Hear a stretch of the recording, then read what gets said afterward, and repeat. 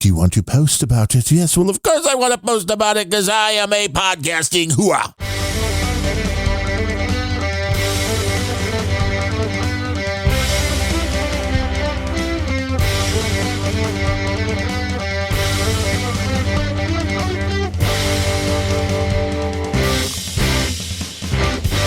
Yeah, we're hitting our marks. We're sending up sparks. It's unrelenting 1:30. I'm Darren O'Neill. He's Gene Naftulyev, and this is 2 hours of a roller coaster ride. How's the gout, Gene? It's wonderful. It's great. Okay, health issues. Already got that bingo card out. Yeah, the bingo card's in action. Got to have the bingo cards out for unrelenting. Otherwise, it's no fun. No. And neither is gout. I've never had it. I've heard it is quite painful. Oh, yeah. It's a little bit of a flare-up. It's a good thing you have not, because I don't wish it on anyone. Yeah, it's really annoying in a painful way. Yes. It's like, well, it often happens like in your extremities, right? That's the first place, like feet. The only hands. place I've ever had it is my big toes on both feet. And it usually only happens in one side. Only one at a time? That's weird. Yeah. It's like something in the blood, right? Well, yeah, it's all it really is. It's actually not that complicated. All it is a crystallization of uric acid out of your blood. And the crystals that it forms are extremely pointy and sharp. Oh. And so what happens is they end up poking at the blood vessels and damaging them. Well, that's not good. Poking at your nerve endings, which is not good. And then the reason it happens in the feet and the big toes in particular is because that is the furthest part away from your heart. That makes sense. And that what that means is the speed of the blood going through the capillaries at that point is the slowest in your body. You got to speed that up. Yeah, believe it or not, your like the blood does not pump at the same speed throughout your entire body. There's actually like from the heart. Traffic.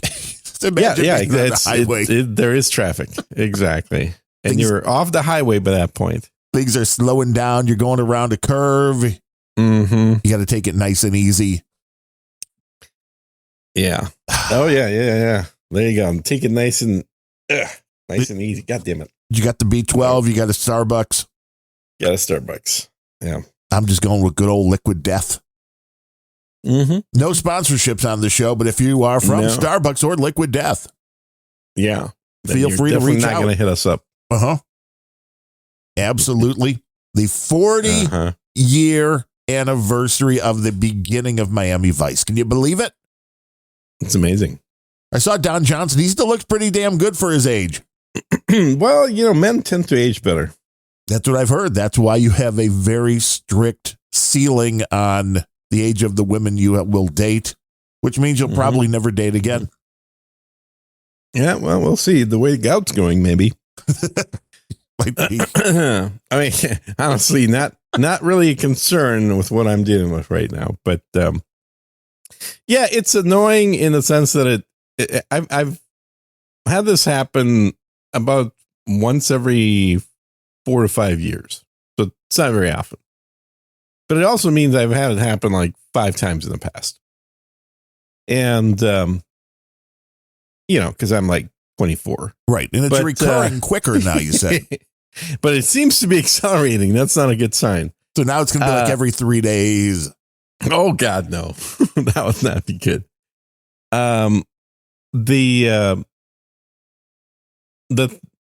Again, I mean, once every few years is about as often as you'd care to have this thing at all.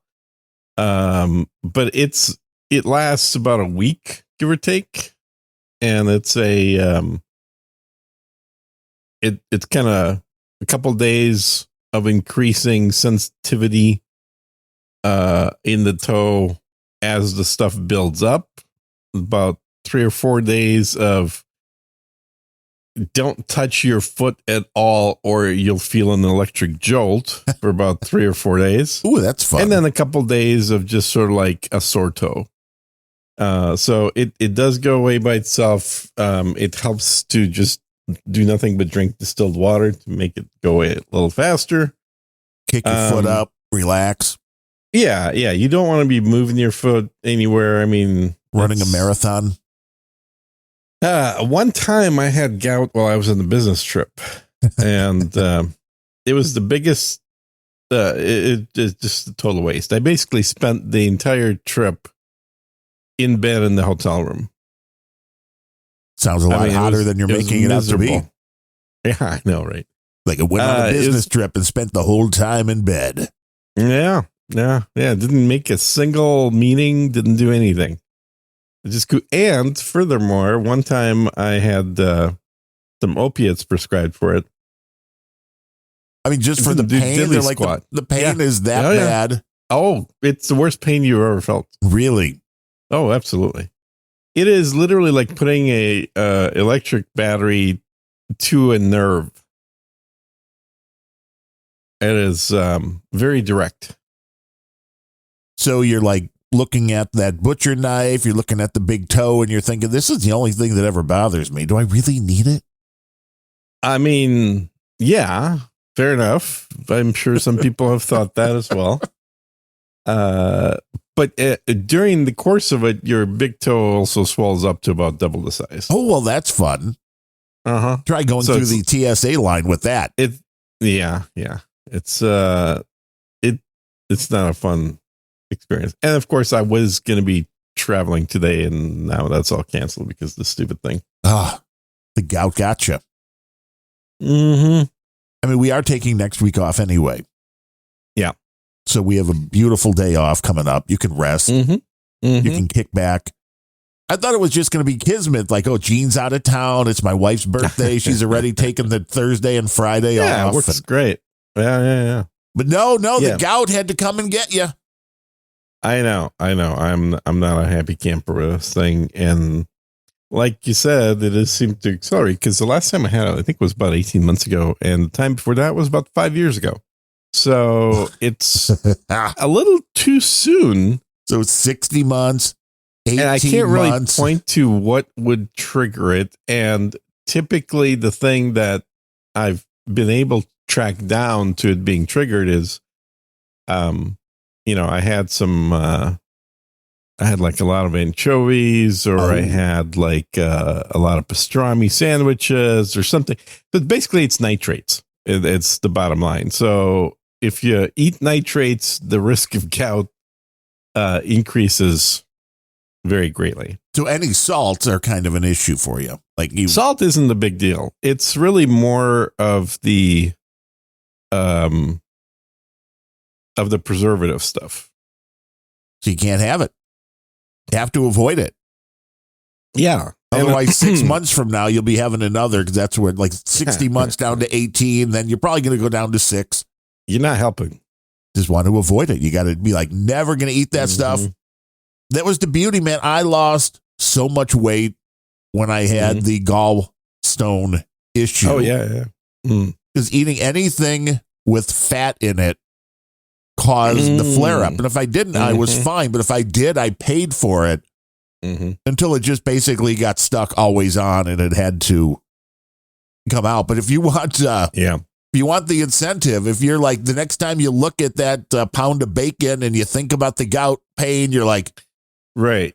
Well, if you get uncured bacon, interestingly, that doesn't do diddly squat for it. So. Interesting. Yeah. It's only the cured stuff that affects the probability of it triggering. I guess the other thing to do is just to accelerate the speed of blood. Yes. Because it definitely has to do with the slowdown. Because if the blood's moving fast, then the uric acid isn't going to crystallize. A little bit of a blood thinner do anything, or? Well, I don't know. I mean, I don't think I have thick blood. I think I got thick Russian blood. It's good blood. Yeah, right. It's that's totally not a Russian accent, by the way. I know. That's why it's good. Oh, I don't know how to do a Russian accent. I need to study. Well, you never heard Boris and Natasha? I don't remember what they sounded like. I mean, I know it was over the top, but it's been probably 20, 30 years since I've seen an episode of Try 40. Rocky and Bullwinkle. Yeah. I mean, you don't know when I watch Rocky and Bullwinkle. I do. We had a camera installed. I think I did find it at one point to download the whole series, though. So maybe that would be that'd be cool. Yeah. I think that's out of copyright, so that's totally legal now. Even better. I mean, do you have the Miami Vice on Blu-ray or DVD? Because if you're going to just be kicking back, celebrate those 40 years. Know, right? There's a few things. So it's 40th anniversary of Miami Vice, the greatest TV show of people wearing white pants. Well, and it's also, I mean, Don Johnson, I saw a quick 2-minute blurb from him on the YouTubes, and he was talking about how much you see the vibe and the way they shot that show being used constantly now in movies and television. And you think about it. Oh, absolutely. Groundbreaking show. It was the first show to broadcast in stereo, which to people today are like, what? You had Jan Hammer making the music for it. What a great theme. He's a great composer. But I remember having to get my dad got the box, but there was we had an NEC 50-inch television, and you had to have a breakout box in order to decode the stereo. And I remember when that episode hit, it was like, whoa, all of a sudden TV sounded like radio. Yeah, it was much more real. It's like, and that was a huge difference. And then, of course, they went to all the surround sound and all that bullshit, which I still don't even like surround sound on television shows. Really? I do. I think it works really good. I think so it works good, but also I have a 10-foot screen. So, well, see, that helps much more. Yeah. I have to just rehook. I haven't even hooked up the back speakers again since we had the carpet done in the house. Because the big JBLs in front, man, they're enough. They are pumping that wattage right at you. Yeah. Well, you're blind, not deaf, though. You oughta. No, I can hear well. No, that's fine. But it's like the problem is where the back speakers are, because the theater seats are pretty much up against the back wall. So, I mean, it's in the den. So you got the theater seats up against the wall. The TV in front of it's up against the wall. The speakers, the only place to put them are on the sides of where the chair are. So it's not really behind you. I really should probably get a small set of satellite speakers that I can hang from the ceiling. Yeah. But then it wouldn't be matching the JBLs. I like a nice matte set. That's completely irrational. No, the way you get the same speed, everything sounds the same, whether it's the L7 in the front or the the L1, I think, were the small ones. Yeah, but your sound coming out of your surrounds is nothing like your sound coming out of the fronts. No, it could be exactly, because you can do all channel stereo. You could do all channel stereo. That's not surround. No, of course it's not. I understand the frequencies in the surround do not. I mean, really, what you should have is, if you want to go that route, is just have a speaker in each corner of the room, the same one. That would be awesome. Yeah, like the God, what are those little Boses used to be that everyone used to have for their surround? Ah, yes, the Bose. You know, those cubes. Acoustimass. Yeah. Those were big, and they sucked. No, that's not what I'm talking about. Then, no, they were. Oh, like, you're not okay. You're not talking the small Bose. No, they were the small Bose. No, the really small. I gotta find the picture. The two little cubes that you could like turn a little bit. Yeah. That was the Acoustimass. Okay. Those, I didn't like the sound of. They also at that point had the Bose. I think they were 701s or 901s, which were those were not small. No, those were awesome speakers. Those were great. Those actually, for Bose, that was the ultimate in the Bose sound. Yeah, Acoustimass 15. That's right. Yeah. And they had different, I think there were different iterations, but the Acoustimass, man, I paid for my honeymoon because JBL at the time came out with the competing speakers, which were about the same size. And that was my go-to, man. I sold so many JBLs Is that how you started that? There's like, oh yeah, Bose sucks. Here, let me show you these JBLs. They're much better. Well, that's where I learned the Bose sucks, because I didn't do anything to unlevel the playing field. I just put in the music, and I'm sure maybe you could have found music that was better on the Bose. But for me, the stuff that I had been using already to demo just sounded so much better on the JBLs. And I think JBL was smart. I think they came in at a slightly, like $50 lower price point than the Bose. But the JBL rep was cool. They had a nice spiff. Spiffs back in the day. Oh, yeah. That Maddox speakers, we sound way better. For me, it made them sound great. I mean, I did prefer them, but I pushed them even harder because the spiffs that they offered, it was the only time anybody had ever done a spiff that was retroactive, meaning, if you sold between 1 and 5, they gave you $25. Well, if you sold between 5 and 10, they gave you 50 for all of them. So the minute you hit the next one, it bumped it up. Oh, yeah. And I think that's a good way to do it. Yeah, I think I was like second, maybe third in all of Circuit City. I mean, they sent me a check, was like $3,600. Damn. So back in the day, I mean, that was just for selling all them JBL speakers, man. Yeah. Why we say JBL paid for my honeymoon. And it was at Disney, so it wasn't cheap, man. Disney World. Wow. Now you can't. That's like I one remember night. The reason I brought them up too is I remember they used to come in both black and white. Yes, they were so diverse. Yeah. JBL only in like a metallic gray when they came out with theirs, a very dark, maybe more of a cobalt. I mean, it was just. I had the the best of the cheap speakers. I had Minima 7s. Radio Shack, baby. Yeah.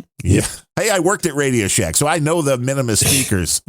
They're really good for the price, man. Yeah, I don't know who made them or where they were designed. Super heavy. Like you couldn't believe something that small weighed that much.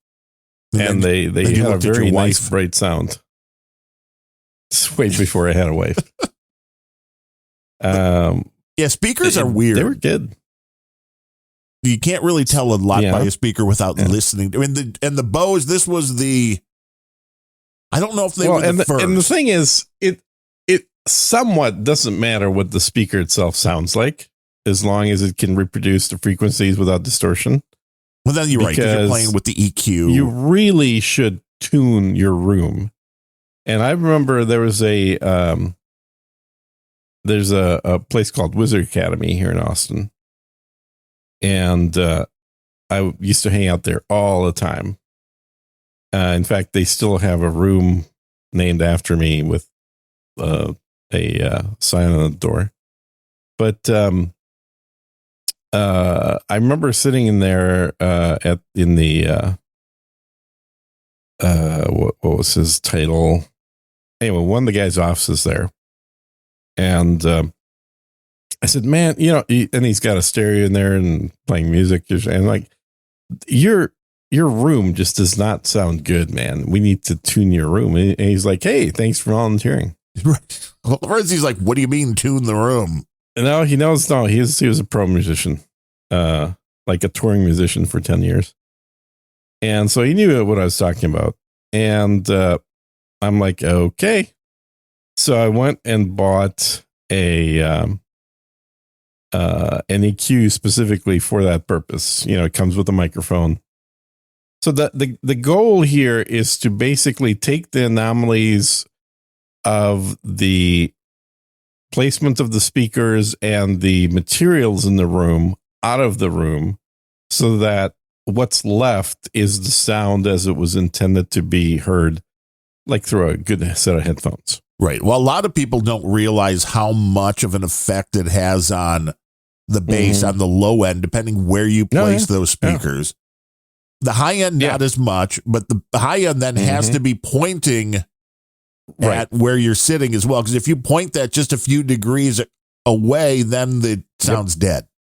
Yeah, exactly. So you know what I'm talking about. So I had this gizmo, and it was about 40 channels, and you would be, you'd have a microphone placed where you're going to be sitting, and then you're tweaking it as it's making different frequencies of sound. Right. It's playing white noise at different frequencies. Yeah, to adjust the levels at each frequency for the location that you're sitting. Now, they have ones that'll do it automatically these days. I was too cheap to spend the money on that, so I got a manual one because I knew what I was doing. I also picked up computer software to run on the laptop that would then verify that was the case as well. Well, you have to test. You have to test and verify. Yeah. And figure out how wide is this sweet spot and all that kind of stuff. So got the room tuned. It was great. It was perfect. If you sat in that one spot. Well, it's a fairly large spot. It was about a 7 by 7 foot area that was sweet. Nice. Because it was literally in the middle of the room. And the room is, it's a decent sized room. But it had a lot of bounce surfaces. It had a lot of wood. It had reverb is the enemy. What? Reverb is the enemy. Yeah. It had a boat's wheel. It had bookcases. It had a bar shipped over from Ireland. It had a lot of things. And so, it was kind of fun, but it was definitely noticeable difference. For about 2 weeks, when I came in and I was like, what the hell happened to the sound? And I went over and somebody had completely messed with the EQ. Oh. And because some moron thought that an EQ is something that you play with to make the music sound better, quote unquote. Right, man. Like, dumbass, this is a room EQ. So I did it one more time. And not being a happy camper while I was doing it. Did it one more time. And then we put like something in front of this device so people shouldn't be touching it. And that lasted about 3 more weeks. And then somebody screwed it up again. And then at that point, I was like, okay, I give up. This is too much of a pain in the ass to. You need to hide the room EQ and then just have another one. You have to lock the damn room EQ is what you have to do. Right. And if somebody wants a separate set of knobs for bass and treble, that's fine. But don't touch the EQ. It's not there to make it good for your ears. It's there to make the room neutral. No, I want space for me, man. I got to sound good for me. And you know exactly what they did. I mean, I don't even have to tell you. Because, bass way up, treble way up. Yep, you got it. That's the easiest way to make things sound better. I've had people comment on the Rock and Roll pre-show. Oh, because, the musicians that actually record this shit and the producers and the audio mixers and the guys, they don't know what they're doing. So you got to do it at home yourself. Well, for live things, especially radio broadcast, it helps. But for, not as much for... Hey, Darren, why couldn't you just do this on the podcast before you send it out instead of making everybody do it on their own device? Do what? Oh, you talked about CSB. No, I'm talking about you. I'm talking about that it is a moronic thing to assume that you're going to make music sound better by tweaking it on your end in your headphones. Because I know what sounds good, baby. Yeah. I know what sounds good. I have good ears. I mean, I don't have good eyes, but I do have good ears. And I don't overdo the point completely here. I don't think I am, man. You got to get the No, I think you are. My point is it comes out produced. It's done. It's complete. The only thing you ought to be doing is making sure that you have a neutral flat level when you're listening to it, and you'll get what you're supposed to, what you're meant to get from the person making the damn music. See, but I deal with bootlegs, and that is usually people who are just kind of trying to record things and they're not great with them. I wouldn't be caught dead listening to a bootleg. That sounds horrible. Live music, baby. It's the way it is. Yeah, live music sounds like shit, man. I want to be wearing headphones standing in the back, listening to the Pro Mix. I don't want to be standing in the audience 18 feet to the left and 46 feet behind. That's not the optimal location to listen to music. That can be an exit strategy for us. You should get together with like Jack White or something and be like, fuck speakers, man. What you want to do is you want to beam this to a pair of headphones that are properly tuned in. And then there's no actual sound in the room. Right. That would be cool. Except for bass. I think you need the bass because you got to feel the bass. Yes. Yeah. Headphones and bass are not great because it's half the bass is not what you hear with your ears. It's what you feel with the bones in your body. But you have to get that's why subwoofers now, it's beautiful. You don't even have to connect the subwoofer. There's Right. They're Bluetooth. There's a whole bunch. And there are some that use proprietary, but the concept being the same, which is it's fast enough. The latency is now low enough. Oh, yeah. Yeah. Where you don't have to worry about running the wires. Mm-hmm. Because I did once the way. That's a good point. Bluetooth used to be really slow. Latency is not good. You don't want to see the explosion on the screen and then hear a boom. Right. It's like you want to have that all where you want it to be. Yeah. But I remember when the speaker room at Circuit City, which if anybody remembers going to a Circuit City, they had the separate little speaker room that had how many pairs of speakers, like 50 or something like that. The expensive ones. Right. And you can compare what they sound like, and you're like, "Oh wow, these are so much better." Right. This is how I sold JBLs over. They're Bose. not better. They're just tuned differently. They're not better. They're different. Well, some were better, but some were. Some were playfully done. And to be fair, Bose were never flat. They didn't have a flat set of speakers to save their lives. They were always EQ'd, and they had a bass that was pronounced. Oh yeah. And a nice high end. The mids were always a little bit missing, which makes sense because you were dealing with a subwoofer and two very small drivers. Mm-hmm. But even the 701s, the sound coming out of those, their big feature, in my opinion, was a lack of distortion at high volume. Oh yeah, like you could really crank those puppies up. You put a few 100-watt through them, and they still sound crisp. We tried to not blow, but we tried to push the 901. Truth comes out. Well, true. I mean, to be fair, I think it was KLM speakers. They were like the really cheap ones that Circuit City always was giving away free. So we had to have them because they were giving them away free, and they were fine for like very cheap surround speakers. But then people would be like, "Oh, those are fine. Why can't I just run those on my system from my bookshelf?" So I'm not saying we did it, but every time a new pair of KLMs came in, we hooked it up to a receiver, maxed out the volume, and then they went boop. Yep. And then they sounded like, "Oh yeah, those sound pretty good, don't they, man?"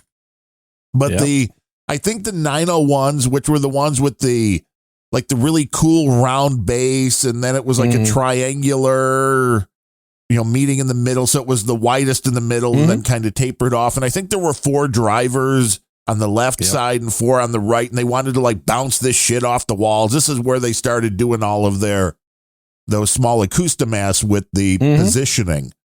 But I think they were rated, the 901s, for 450 watts a speaker is what they could handle. Right. Yep. And I don't think we ever found anything even close enough to be able to drive those to the maximum. But yeah, you want to talk volume? Yeah, they could put out volume. Yeah. And stay sounding very crisp. Yeah. They were basically stage speakers. And they, until you get into the audiophile level equipment, which Circuit City didn't sell, and none of those mass market people sold. You'd have to go to a specialty shop for those. But the prices just add one more zero across the board for everything. Right. And sometimes 2 zeros. You want to get into Macintosh equipment. And, and it's a diminishing level of returns. Yes, absolutely.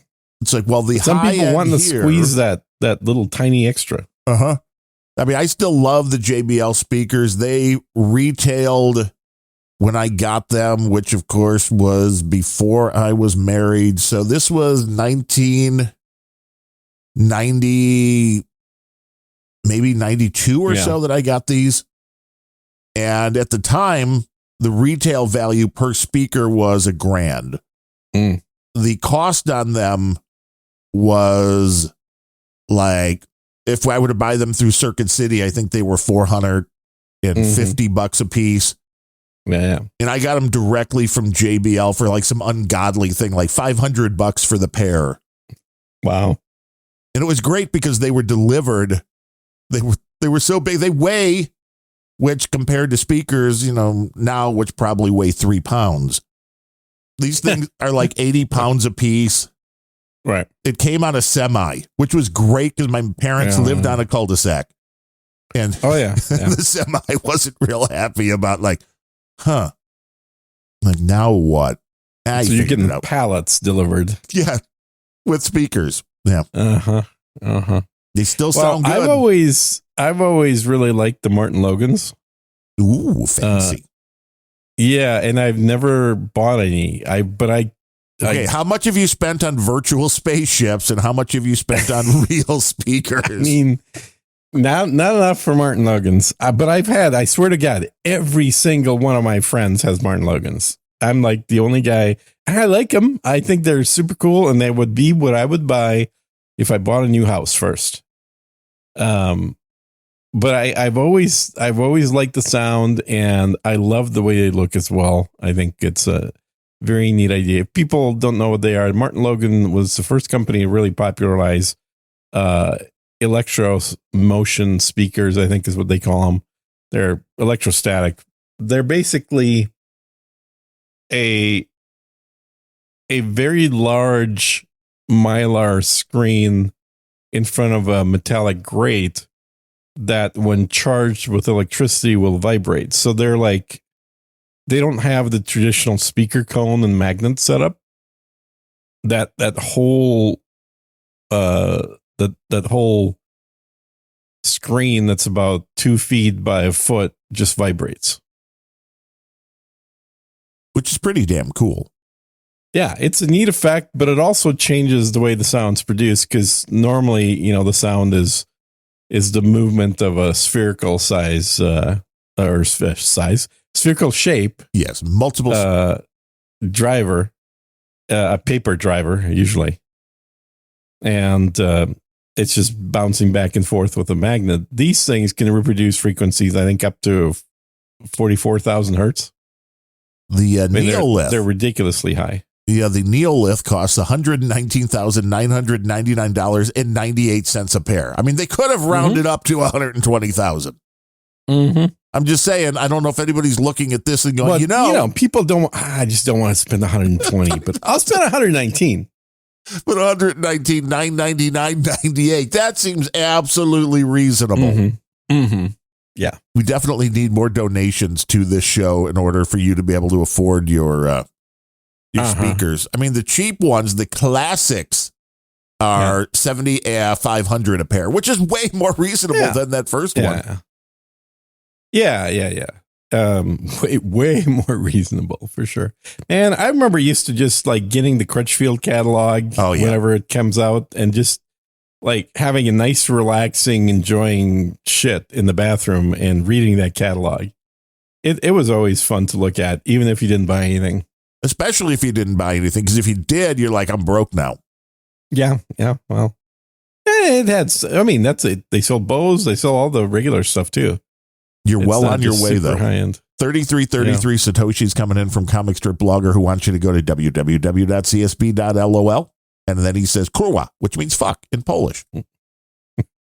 That's well on your way. You're providing instant Polish translation for the listeners. Yes, instant. I mean, 3333 sats, CSB, when you can get this up to $119,999.98. How much is or that? Start with sats even. Right, that would be fine as well. 119,000 sats. Yeah, I mean, didn't we say 100,000 minimum donation to read something out loud? I think it was lower than that, like 10,000. That was 100,000. Well, let's understand. Bitcoin has gone way up since we last talked. Like way. It's moving up. It's gone way up. Well, okay, not way in like the way those speakers are. It's at 62,000 according to my plug-in here.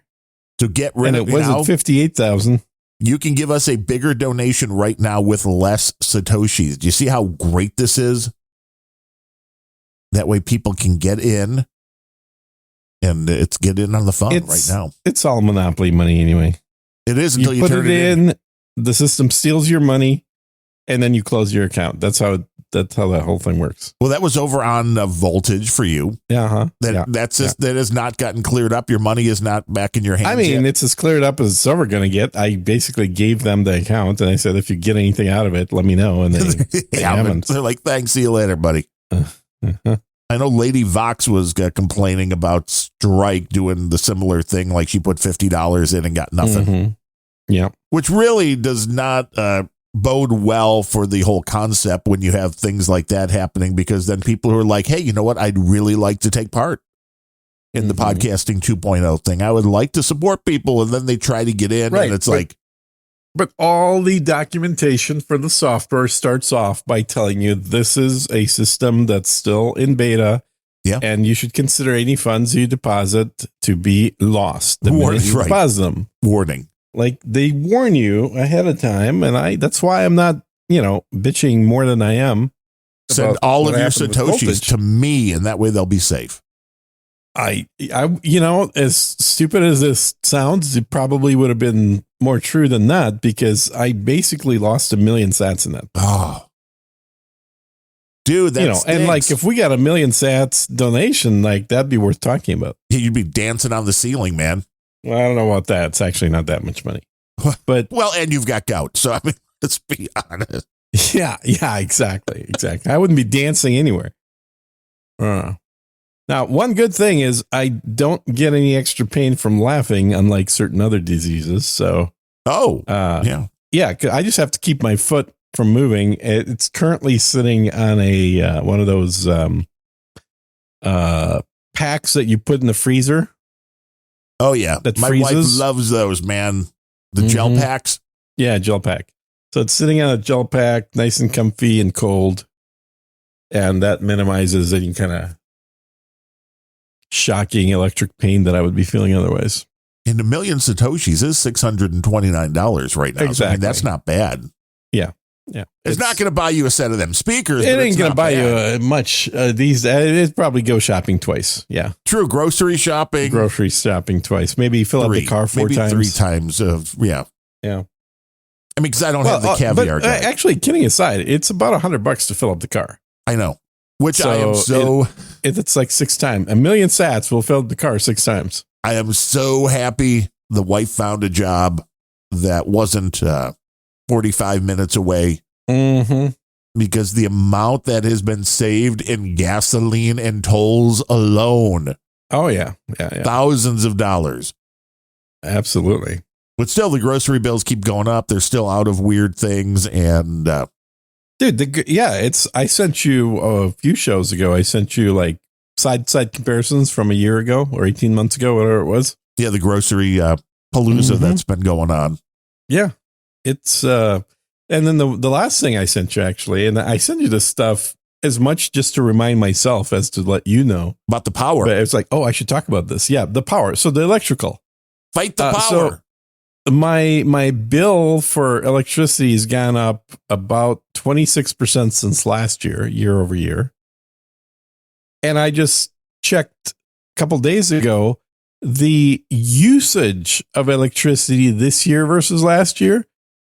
This year for August, so it's for 1 month, not for the whole year. But this year in August was half as much electricity as last year in August. Wasn't it less? So I've used half as much, and I've paid over 20% more. Well, and it's the nefarious part with the smart grids. I liked how it showed you how many hours you ran your air conditioner.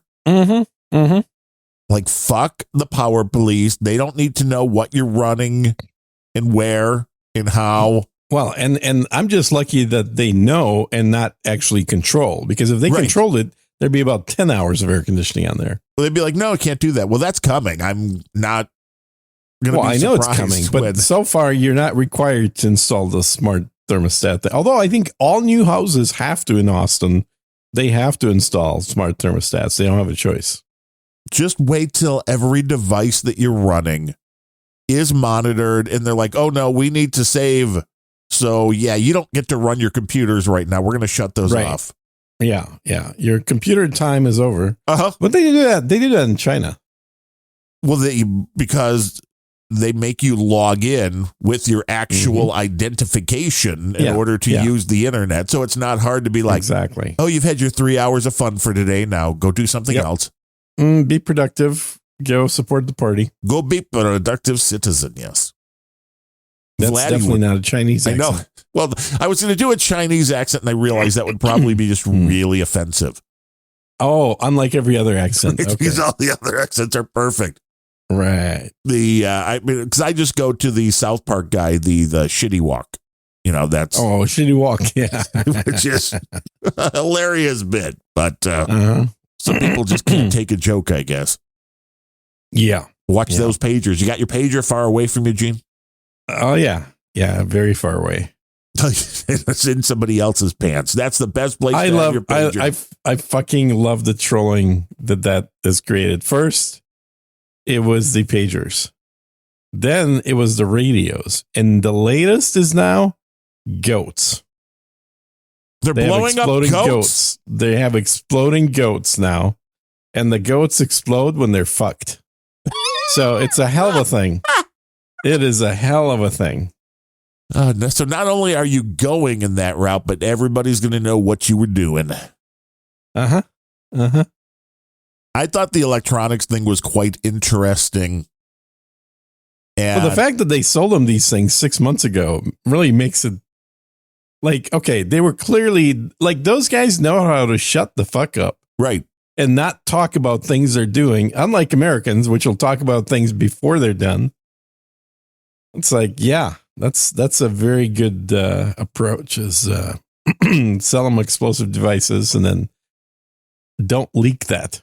Well, and it was so pinpoint accuracy. Even don't believe all the crap you're hearing from the people like AOC. Oh, no, it's horrible. Innocent people. It's like, well, no, this was a very targeted strike. There's no such thing. I mean, that's just the first problem with that statement is that there are no innocent people. Anywhere. Everyone's guilty of something. Absolutely. 100%. What Gene's guilty of this week on Unrelenting. Well, so what are you guilty of? We're waiting. Well, I'm not going to tell you. I know what it is. I'm not going to tell you, though. It's the new game show. Guess what Gene is guilty of? Yeah. You send in your guesses. They have to be in a boostagram with at least 33,000 Satoshis. And if you are correct, you will win an Unrelenting prize pack. A mug. Well, just say prize pack. It sounds way more. Oh, right. Right. Good point. Just like you gave me the nice tips on putting together the review from my dentist. And I thought it was great that you did a review before I did.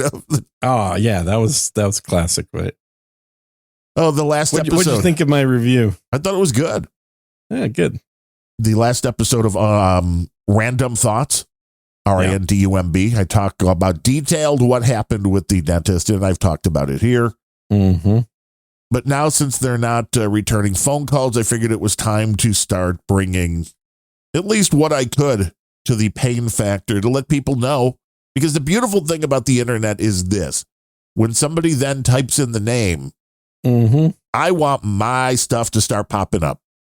Yep. And I'm thinking I'm really for $10, whatever it is per year to get a domain name. And you can get them really cheap. Look for an on sale domain name. I just need to find one that's like, Patterson Dental Sucks or something like that. And then post links to the episode and to the review and all that. Yep. It's a beautiful thing, man. This is where the it's going to cost some money. There's no two ways about it.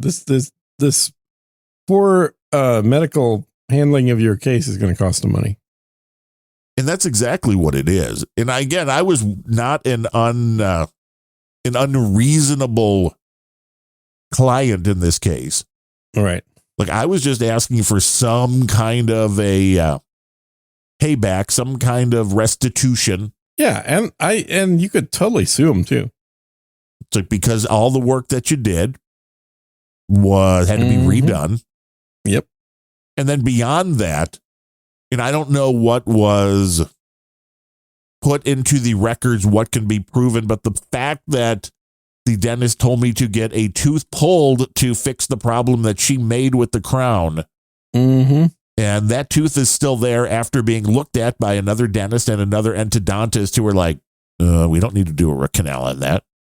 Mm-hmm. It's like, what does that say? When somebody's like, oh, no, you should really have that pulled. And when she told me it was going to start causing me problems, again, I know this sounds conspiratorial, but it did start causing me problems. It started causing me massive pain, which is why I figured she was right until I realized that a simple round of antibiotics took care of the pain, took care of the heart arrhythmia, and everything was fine. So no, I don't know how a dentist would do this. And again, conspiracy time. But if somebody wanted to make you have a tooth pull that you didn't need to, I don't know what could be injected into that tooth, into the, where, because they did a little cavity on that. So obviously something was injected, and it wasn't even something that was seen through the dental x-rays, because otherwise the new dentist would have seen it.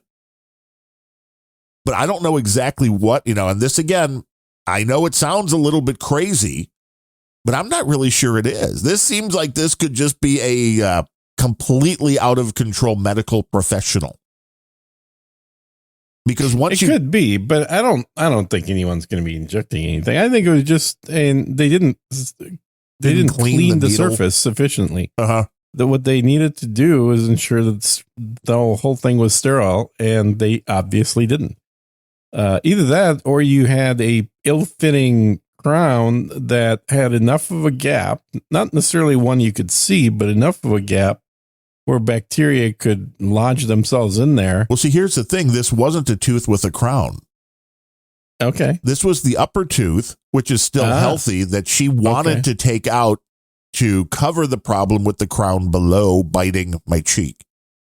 Oh, okay. So what could you do to a healthy tooth? And it did, because I had massive amounts of pain anytime I let cold hit that tooth. And that's what I was figuring I'm going to need. I know I probably said it on this episode, this show multiple times. Like, I'm going to need a root canal on that upper tooth. Right. And then all of a sudden you didn't I have took a crown there, but it just started getting sensitive. Right. Which is why it's like, oh, it must be infected. So I'm going to need a root canal. But, it's hard to do the root canal, so get it pulled. Yeah. Well, it could have also screwed up the contact patch between the upper and lower tooth, causing it to be pushed in one direction, effectively loosening it. That could also get bacteria up in there. But I don't think that was even the case. I think this was all done internally, and it did cause an infection that didn't show up as a tooth infection. But the timing of it tells me, yes, it was something, and it could be something as simple as they were really shitty with their cleaning of the instrument. Yeah, that could be. Yeah. Because after that 6 months, taking the antibiotics, like within 24 hours, the whole upper gums. Everything was good. Well, everything was sore. And it took like a day or two where everything was sore on the upper mouth, and then it left and so did the arrhythmia. Like, damn. Yeah, that's wild. The tie into the arrhythmia is the crazy part there for me. The fact that these things can overlap, and finding information on it overlapping is nearly impossible. Maybe I'll have to look through ChatGPT, because I didn't have that when doing the research the last time. And my last cardiologist, who had just retired, didn't really seem to think that it was possible. But the guy that took over for him, when I brought that up, he's like, oh, yeah, sure, that could cause it. So, I don't know how often this happens. But yeah, I don't know if that's a real thing, because I don't recall seeing an episode of House on this. Right. So if it didn't happen on House, dude, it's not 700 episodes. If it didn't happen on House, it doesn't exist. I got to rewatch that series. That and Miami Vice. Which should I hit first? Should I do House, or should I do Miami Vice? Well, Miami Vice will take way less time to rewatch. We have 5 seasons as opposed to what? House was 7, or was it like 9? 10. 10 years. 10. Wow. Yeah, maybe 9. But it was, when I started, because I'd never seen House up until a year and a half ago, I started watching House, and I'm like, okay, I'm going to, buzz through these because I'm going to watch a bunch of episodes per day.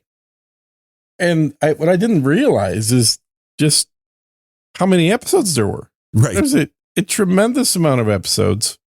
And I was like 6 months in, and I was not even half the season through.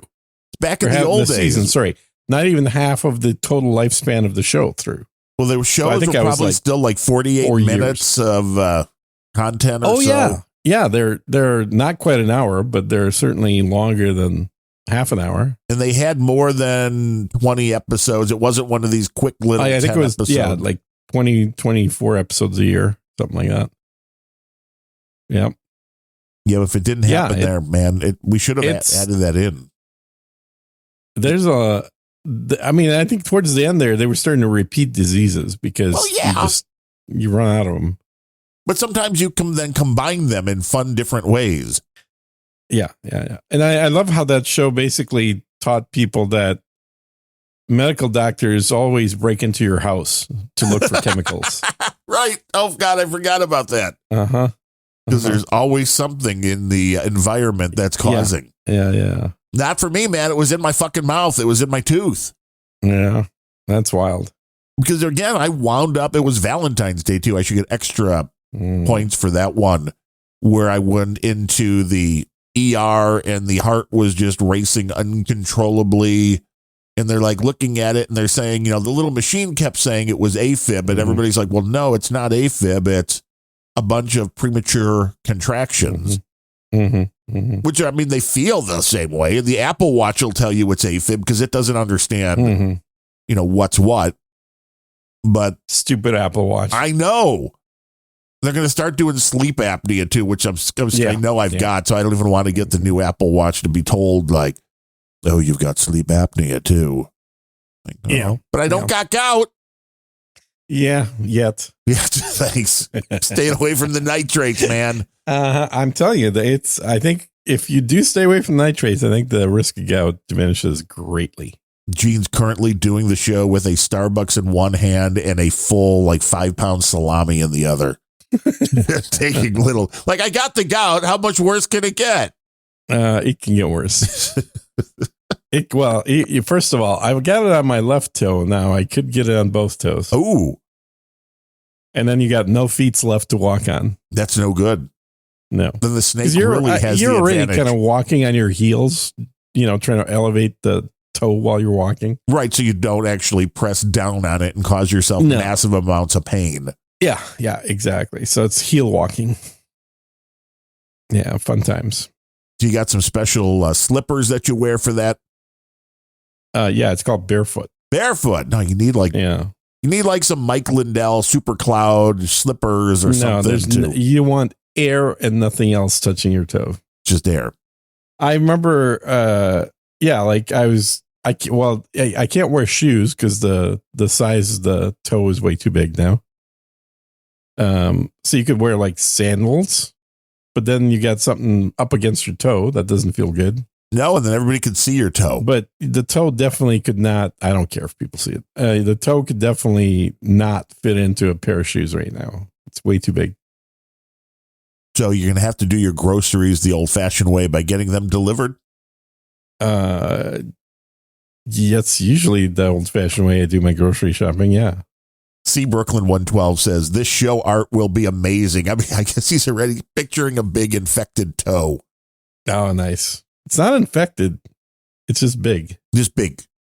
It's salty. It's salty toe. It's a salty toe. There's the episode name right there. Right, salty toe. Salty toe. How you doing, everybody? I mean, I enjoyed the graphic for the last episode so much. I even left it with my name misspelled. Nice. Yeah. The AI, I think it's always better that way anyway.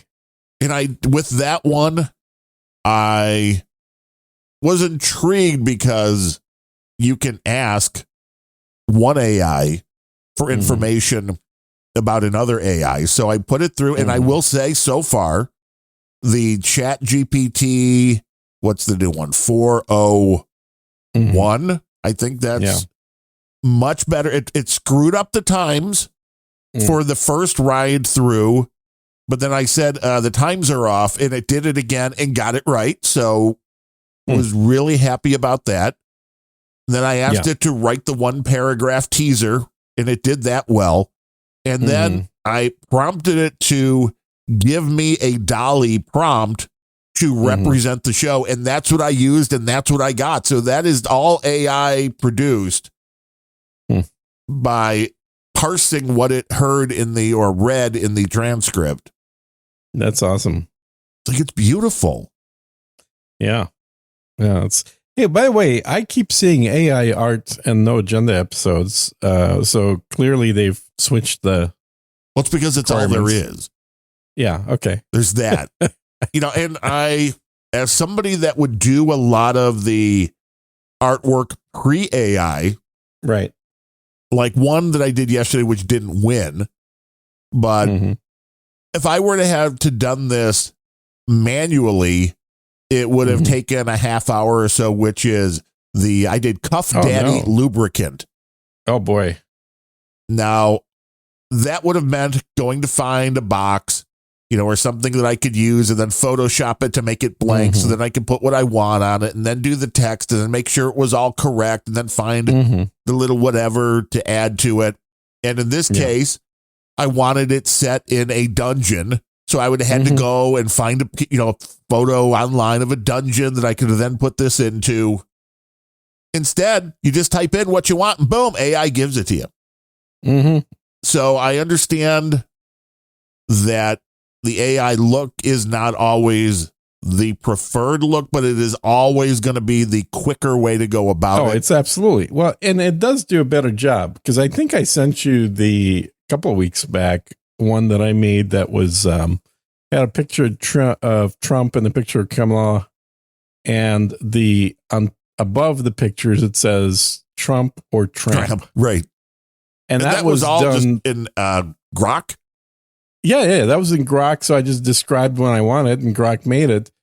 And I'm like, this is perfectly good enough for a trolley kind of picture, for a meme. I don't need Photoshop at all anymore, period. Like, this is it. This is good enough. Yes, it's quick. Yeah.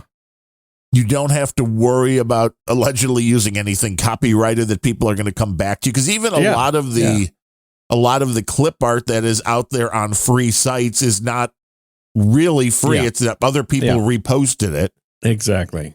If the owner sees it and decides to be a dick, they'd be like, "Oh, you owe me money." And by dick, you mean doing what they're legally entitled to. Sure. Yes. Exactly.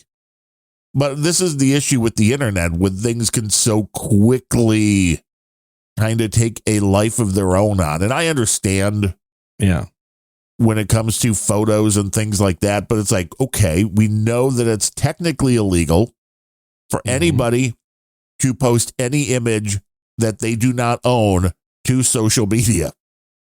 Yeah. Now I will ask you, of all of the images posted to social media, what percentage do you think are posted by the people that actually own the rights to that image? 0. Yeah. I mean, possibly it is actually 0. Yeah. It might be like I mean, photos. 1. There's a lot of photos that originally are posted by people that took the photo. Yes. Predominantly like girls trying to advertise their OnlyFans. Right. Well, you got your Instagram, right? They want to get you from Insta over to Only, and they want to get you cash. Yeah. Exactly. But in terms of just like clip arty type stuff, like I guarantee you the guy that shot the photo of Trump holding his fist up. Oh yeah. Which was an absolutely brilliant shot. And he had to have been at the location and time that he was to get that shot.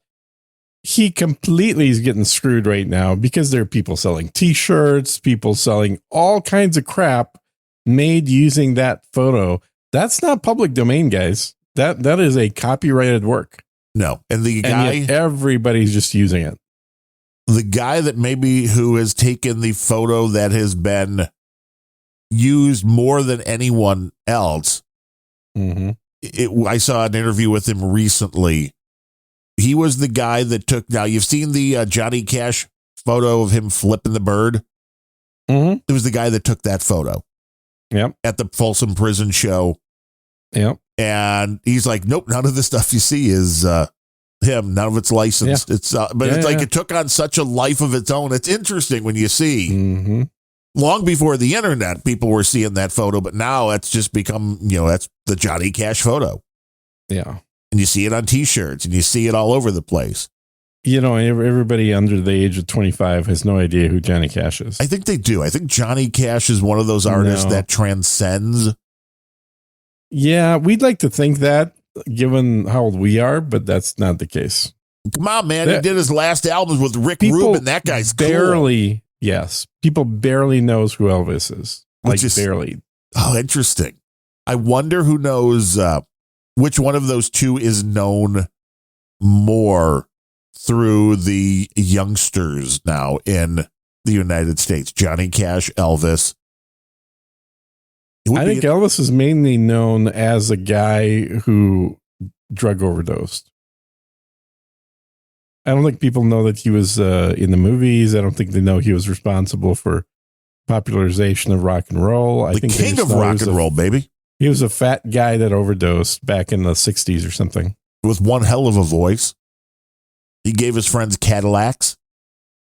Yeah, but was he a rapper?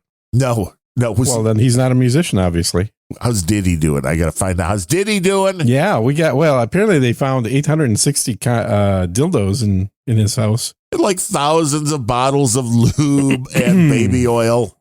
There's a lot of diddling going on there. Like that's buying in bulk. I mean, did you go to Costco? I mean, where do you get like 1,000 bottles of baby oil? The Costco dildo section. Right. Dildos and baby oil. You just be like, you have somebody else. Baby oil. Isn't that just like mineral spirits? I think so. What's baby oil made of? I would just think babies. That's pretty disgusting, man. I can't believe you went there. Really? You can't believe it on this show. It's unrelenting. I'm going to ask the Microsoft AI here real quick. What is baby oil made of? Uh-huh. Yeah. Baby oil is predominantly made of mineral oil. I was right. Yep. Did you and hear fragrance? Says, everybody knows Elvis Costello. I think you are incorrect. Yeah, nobody knows Elvis Costello. They didn't even know who the hell he was back when he was popular. Now they're mineral oil, colorless, derived from petroleum. Yeah, it's basically leftover processing shit from a petroleum plant is what you're supposed to put on a baby. Yeah, it's good for them. Mm-hmm. You just rub them with the oil. With a mix of chemicals for scent. I've never heard anybody putting baby oil on a baby, though. No, you wouldn't want to. I mean, it's made of petroleum. It would be dangerous. Baby could light up in flames. Now, it's good for when you're doing your boudoir photography to get a nice sheen on your subject. I mean, there's other substances. I prefer coconut oil myself. Oh, well. I mean, why? Is it just better smell? Tastes better. You can make a popcorn with coconut oil. You can, yes. It's delicious. Mm-hmm. But talk about bad you can for make you. Anything with coconut oil. I predominantly, when I cook, unless I'm trying to go for something specifically flavored, I will use coconut oil because of its extremely high flame point. So it's not going to smoke unless you're completely scorching it, where a lot of other oils and certainly butter is going to be burning up and smoke by that point. You don't want that. It's just expensive. That's the only thing about coconut oil. Like it's easily 4 to 5 times more expensive than vegetable oils. But it makes a much more delicious popcorn. That's the one thing I learned. I don't know why. I remember reading like the secret to movie theater popcorn was coconut oil.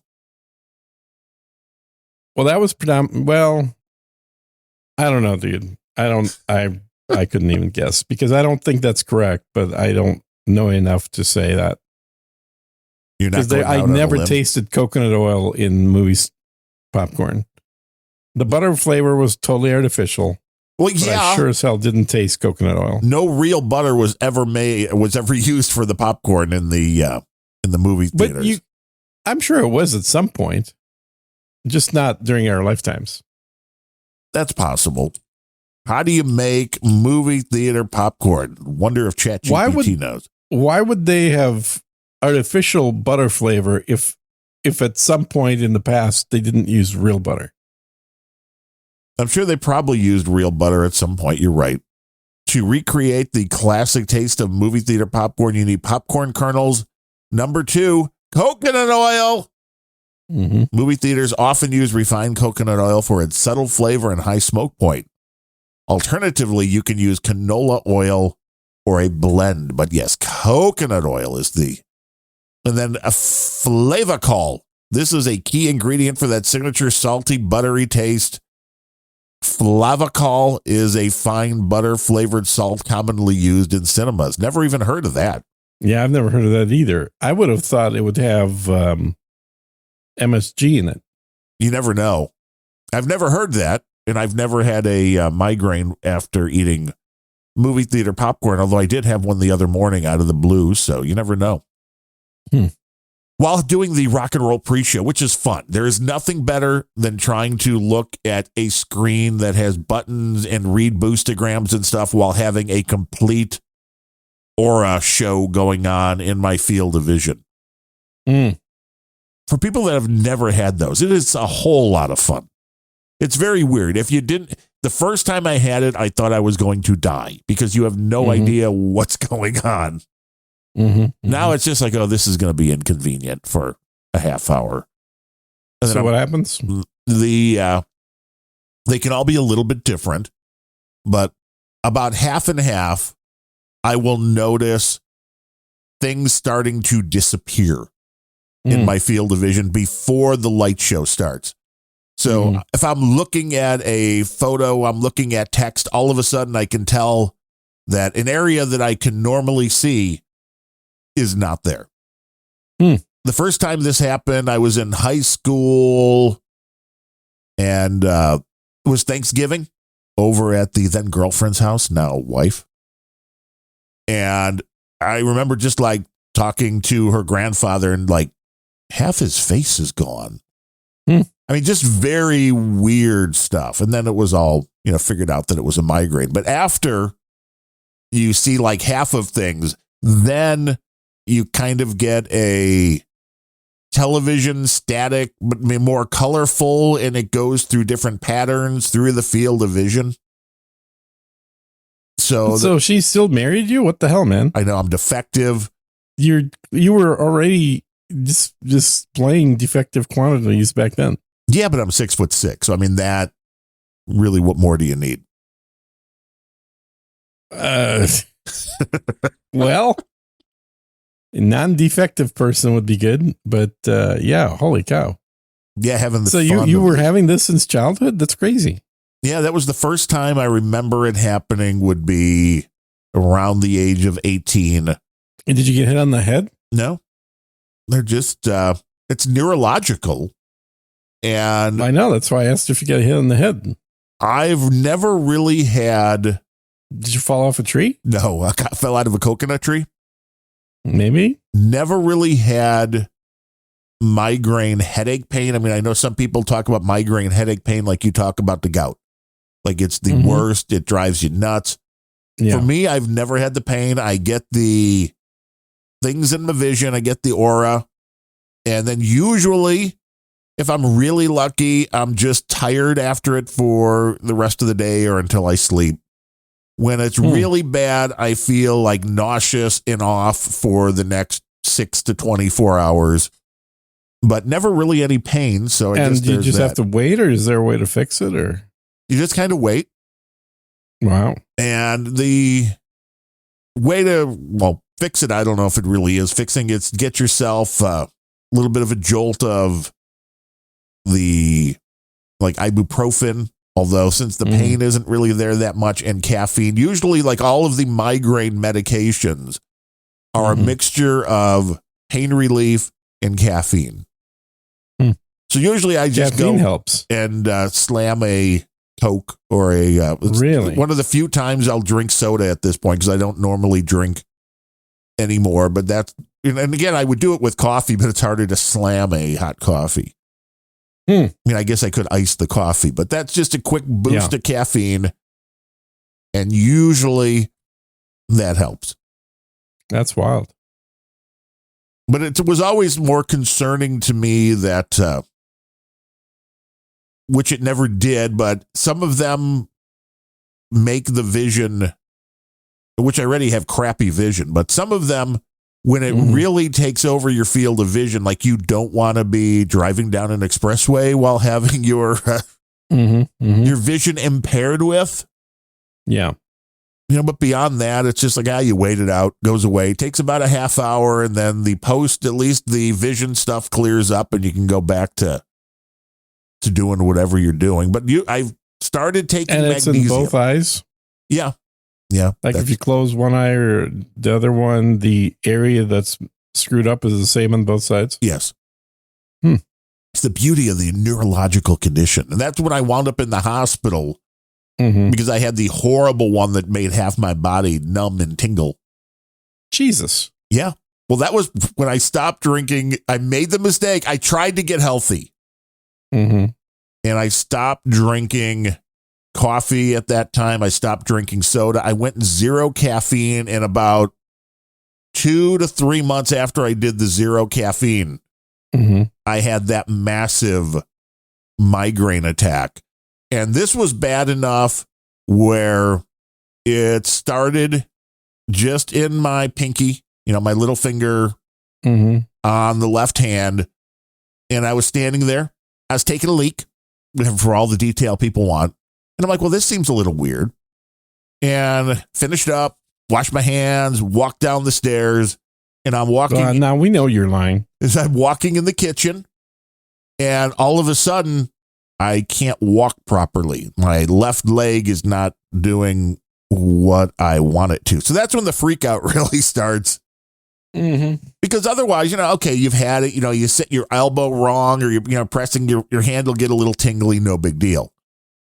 And then this kind of moved down to the leg. This moved up into my head. It moved up to where the half of my tongue, everything on the left side of the body went numb and went into basically like if your hand's asleep, that kind of a feeling. I think they did have this one on the house. Probably. It's a good one. I think it was some kind of an exotic South American fungus that was causing it. I should have been to South America, or at least with a South American chick. I don't know. Yeah, exactly. Or maybe you got a plant that came from South America. Maybe that's how it always is. Like, let's go. Somebody has to break into my house to find out. Yeah, exactly. And the most interesting thing still for me was, we went in, they did the MRI, they did all of the tests, and the neurologist comes in and is basically like, well, everything's good now. You didn't have a stroke. You didn't this. Everything looks good. And I had asked, like, well, could this have been a migraine? He's like, yeah. And I asked, well, how do you know the difference? If this happens again, I'm like, how do I know if it's a migraine again or a stroke? And he's like, you don't, just come in. It's like, well, thanks. It's like, that's the... did you follow that up with like, how will you know if it's a stroke or a migraine? Right. I won't. No, we won't. Not until you come in. That's when we can see. You got to come in, do the test. And that was, the only thing they found, and this was only the slightest, when you look at your labs when they come in. Magnesium, and I don't know what the normal magnesium level should be off the top of my head, but say the normal magnesium level should be between 1.0 and 2.0. Yeah. I would have been at 0.9. It was just ever so slightly low. That was the only thing they found. I started taking magnesium supplements from that point, and the migraines dropped off a lot. They still happen, but they dropped off a lot. And I wondered, because now I've bought different magnesium. Yeah, it should be from 1.7 to 2.2, by the way. So then I was at 1.6. Yeah. That was just ever so slightly out of the range. And I know there are different magnesiums, and there's the one that come in the capsules, which are like black capsules from Nature Made or something. I prefer the white. It sounds like such a racist thing. I like the tablets that come from, I think Nature Made makes them as well. And for some reason, lately when I've gotten the migraines, I've noticed that was but I just know it could just be coincidental It was when I was using one of the bottles that was the little capsules rather than the tablets or the big capsules. So yeah, I just have to avoid the small ones or maybe double up or something because maybe there's not enough magnesium in them. Yeah. Yeah. So apparently the symptoms of low magnesium are muscle spasms, tremors, cramps, abnormal eye movements, fatigue, seizures, confusion, and abnormal heart rate. Who are you? What am I doing here? Exactly. This is not my beautiful house. Mm-hmm. That's not my Playboy wife. Right. No, I never got one of those. Hey, how do you know? I met the playmates. You may just be confused. Right, true. You might have married one. I know. I met him after I was married, though. I mean, that's the bummer, right? So? So what? No. I did quite well. Well. I mean, you see some of these, and I know I'm going with the genes theory here. Even Playboy Playmates, you see some of those at 40 and 50, and you're like, huh. No. No, I am no. If you would have known then what you see now, no. Yeah. So I don't know. You see the picture of Selma Hayek that dude named Ben posted? Oh, man, was that from like 40 years ago? Yeah. He's like, oh, still looks pretty good for 57. I'm like, she may be 57, but that picture isn't 57. I mean, she was always cute, but she was Sophia Viarga. I always liked her. No, she's, she's not. See, this is a funny thing. People think she's Mexican. She's Mexican because she grew up in Mexico. She's not Mexican because both her parents are from the Middle East. So she's really like Lebanese. Yeah, and she looks like a badass. I mean, she's hot. She's about 5'2". Nice. Which means every other feature on her is exaggerated by her short stature. Meaning her boobs aren't as big as people think they are because she's actually, proportionally speaking, doesn't need as big a boob to look big. Well, yeah, but that's perfect for you because you're like 5'3", so at least you're at the same. Yeah, yes, I noticed 6'7". Thank you very much. Hey, I noticed your title or name had changed on X that now has some questionable statistics added to it. I saw somebody else with that in their name, and I'm like, oh my God, I never thought of doing that. This is hilarious. So I just copy and pasted his. Nice. I did like them. I mean, dude's got his alleged height, and alleged IQ in his name on X. And I was like, this is brilliant. I love this. This is very important if women are looking for a particular type of man. Exactly. Did you see any of the and by man, you mean like Shrek? Yeah. Did you see Trump on Gutfeld? No. I only watched the first part because that was the only part that was on the YouTubes for some reason. Yeah. But Trump was talking about how he showed Gutfeld the ear that had been shot when he was at the Republican National Convention, just a couple days later.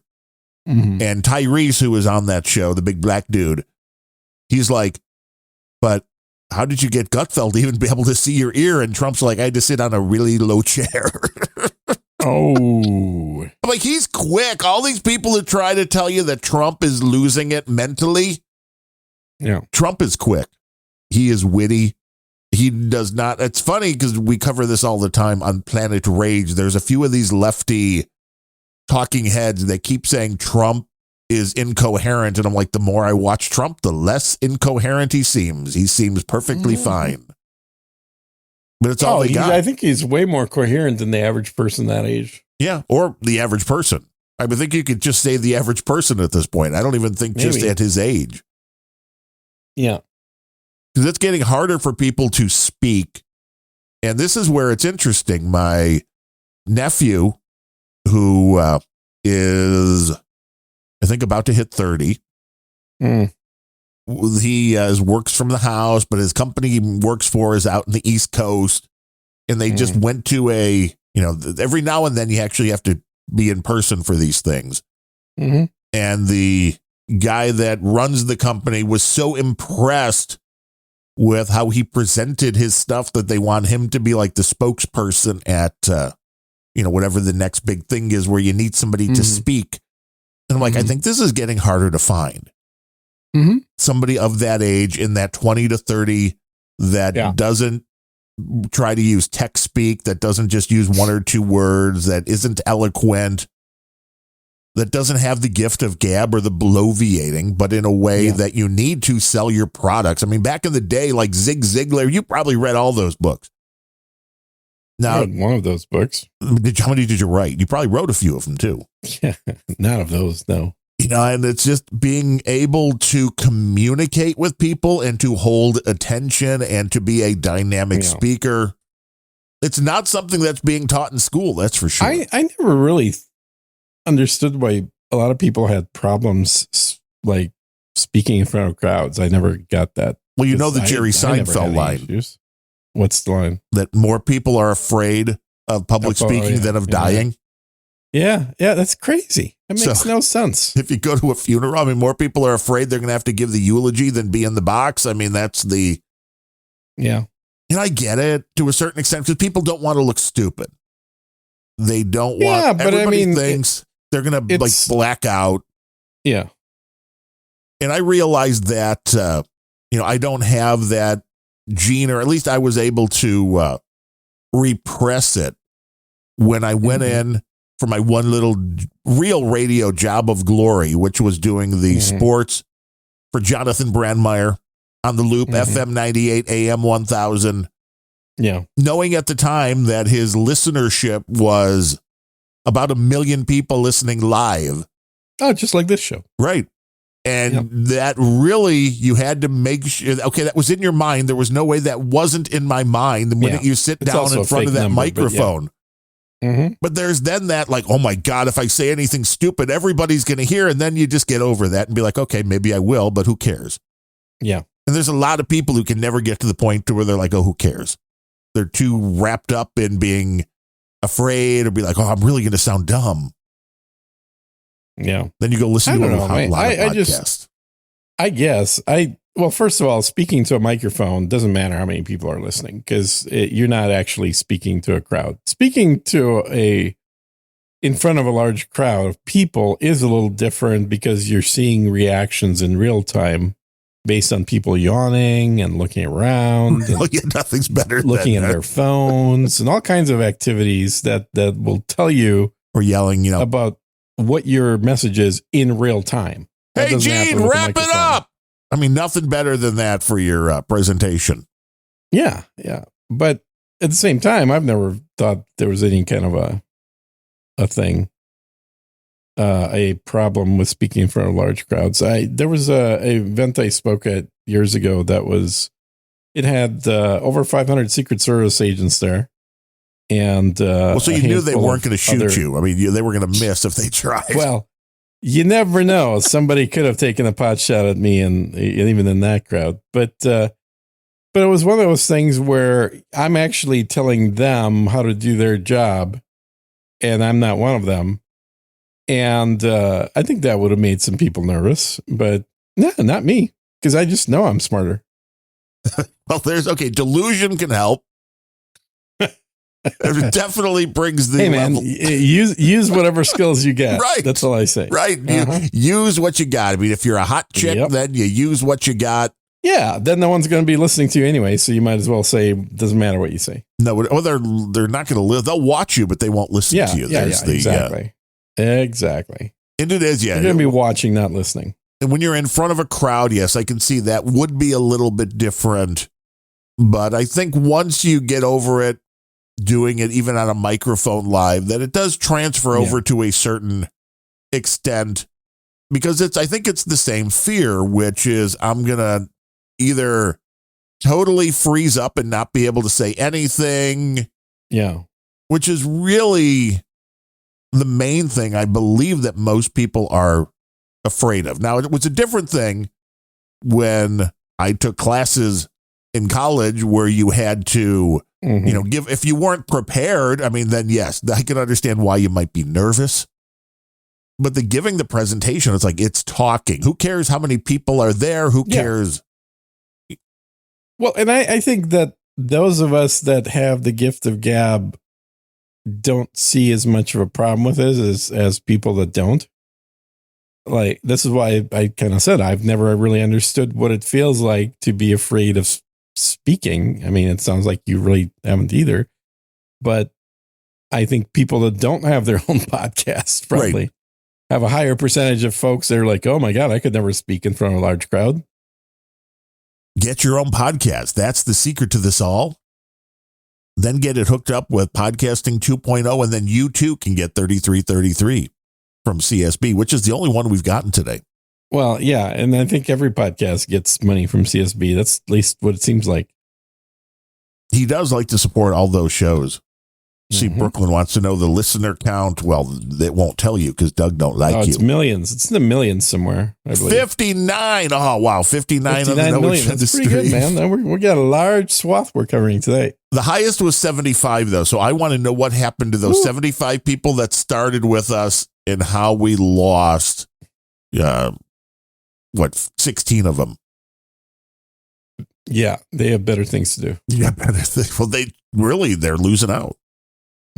Over are they though? Over are they on, are they really? No, I don't. I feel like this has been a overwhelmingly medical episode of the show. Over on X, it says we've had 44 views of the live Unrelenting show. So you add those together, that's triple digits, man. Yeah, baby, that's right. There has been a little medical talk. We haven't even talked about any pop singers. We haven't even talked about a lot of food, except for what not to eat while having the gout. Yeah. How we're taking next week off. How unless you want to, get a fill in. I know dude named Ben's like, hey, do you want to do a show? Like, yeah. Oh, he doesn't want to do a show with me. He wants to do a show with you. Oh, well, that's why. He's like, I'm free on Saturdays. I'm like, but I'm not. I have a life, dude. Yeah. Do you though? Kind of. I mean, at least on Saturdays. I think he's got more life than you do, so it's kind of weird. I pretend to have a wife and things to do on Saturday. He's got a handful of kids. Well, why would he? Okay, now I understand why he wants to avoid them. This is the exact reason. I don't have kids. That's true. And I'm like, I want to go do some enjoyable things. And he's just like, get me away from the kids, man. Get me away from the kids. Close the door and I'm doing a podcast. Don't bother me. I'm working. And the wife's like, how much you making on that podcast? How much money you bringing in? Like, okay, 15 cents, but that's not the point. We're changing the world. That's right. One listener at a time. Yes, that's all it takes. All it takes.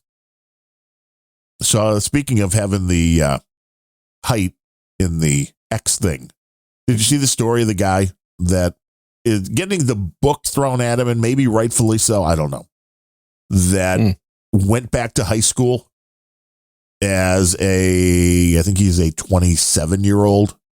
No. And he was caught, but his stats were less than impressive. I think he was like 5'2" and like 120 pounds. Okay. So he was able to blend in, I guess. But then he was, like macking on the 13-year-old chicks. And right. That's kind of problematic as a 27-year-old. Well, hold on. Is there an age limit to high school? Are you not allowed to go to high school at a certain age? And this would be the question. And wasn't there a movie that Drew Barrymore did where she goes back to high school as a newspaper reporter? Yes. And there have been other people who have done that. I mean, come on, let's remember the 21 Jump Street, baby. The cops go back. And they pretend they're students so they can catch the drug dealers. Yeah. This guy got, let's see here. They sentenced him after he pleaded no contest in July to first-degree sexual assault, attempted first-degree sexual assault, generation of child pornography, age 19 or over, and child enticement with electronic communication. And he could get up to 120 years in prison. That is retarded, okay? I'm certainly against pedophilia, but that sounds retarded because I guarantee you what you just read off is coming from him texting with another student. Yes. And the topic shifting from homework to what are you doing tonight? Yep. That there no pedophilia took place in this thing. I can virtually guarantee it.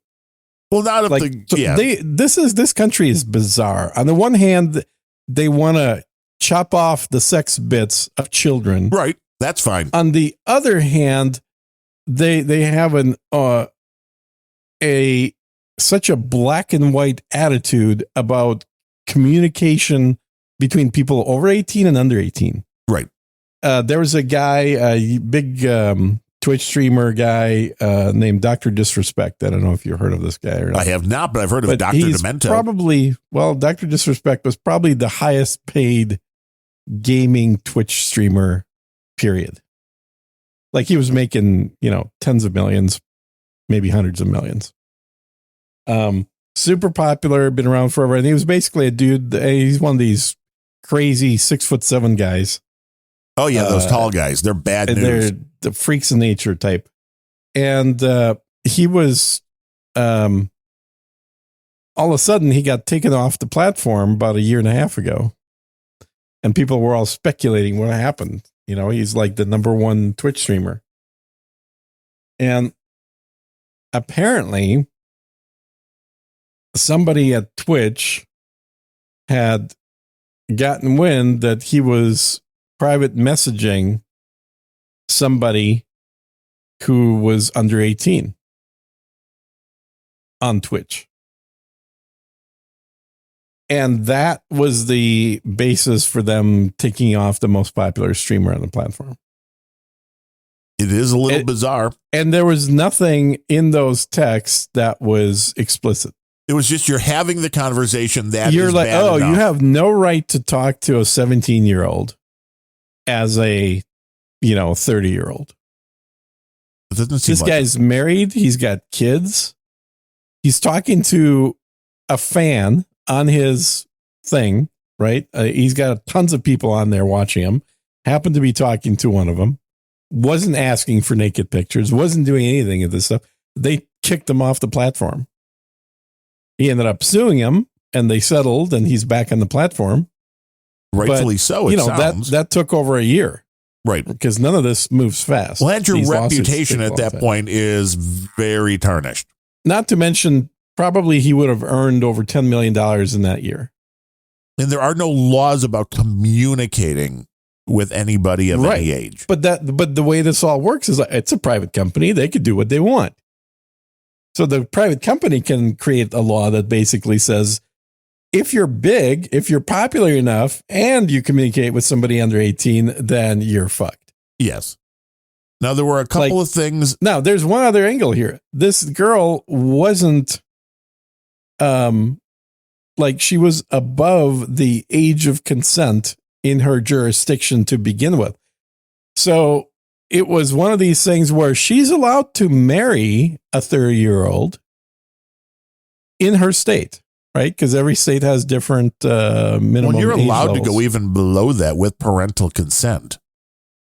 Yeah, but regardless, like wherever this is, Kentucky, Alabama, whatever, she was the age of consent in her she's allowed jurisdiction. to marry in that state. Well, even more importantly, if it's the age of consent, she's allowed to fuck whoever she wants.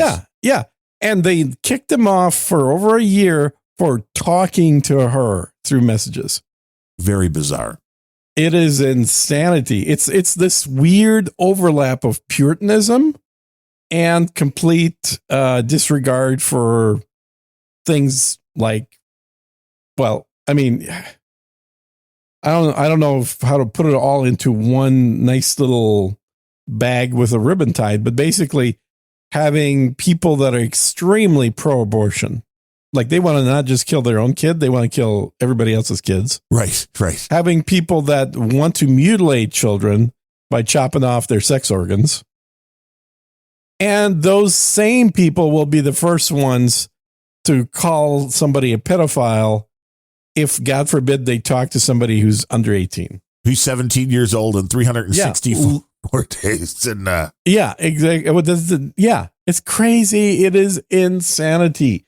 Now, should somebody that's over 18 be trading nude photos with somebody under 18? Absolutely not. No. Not a good thing.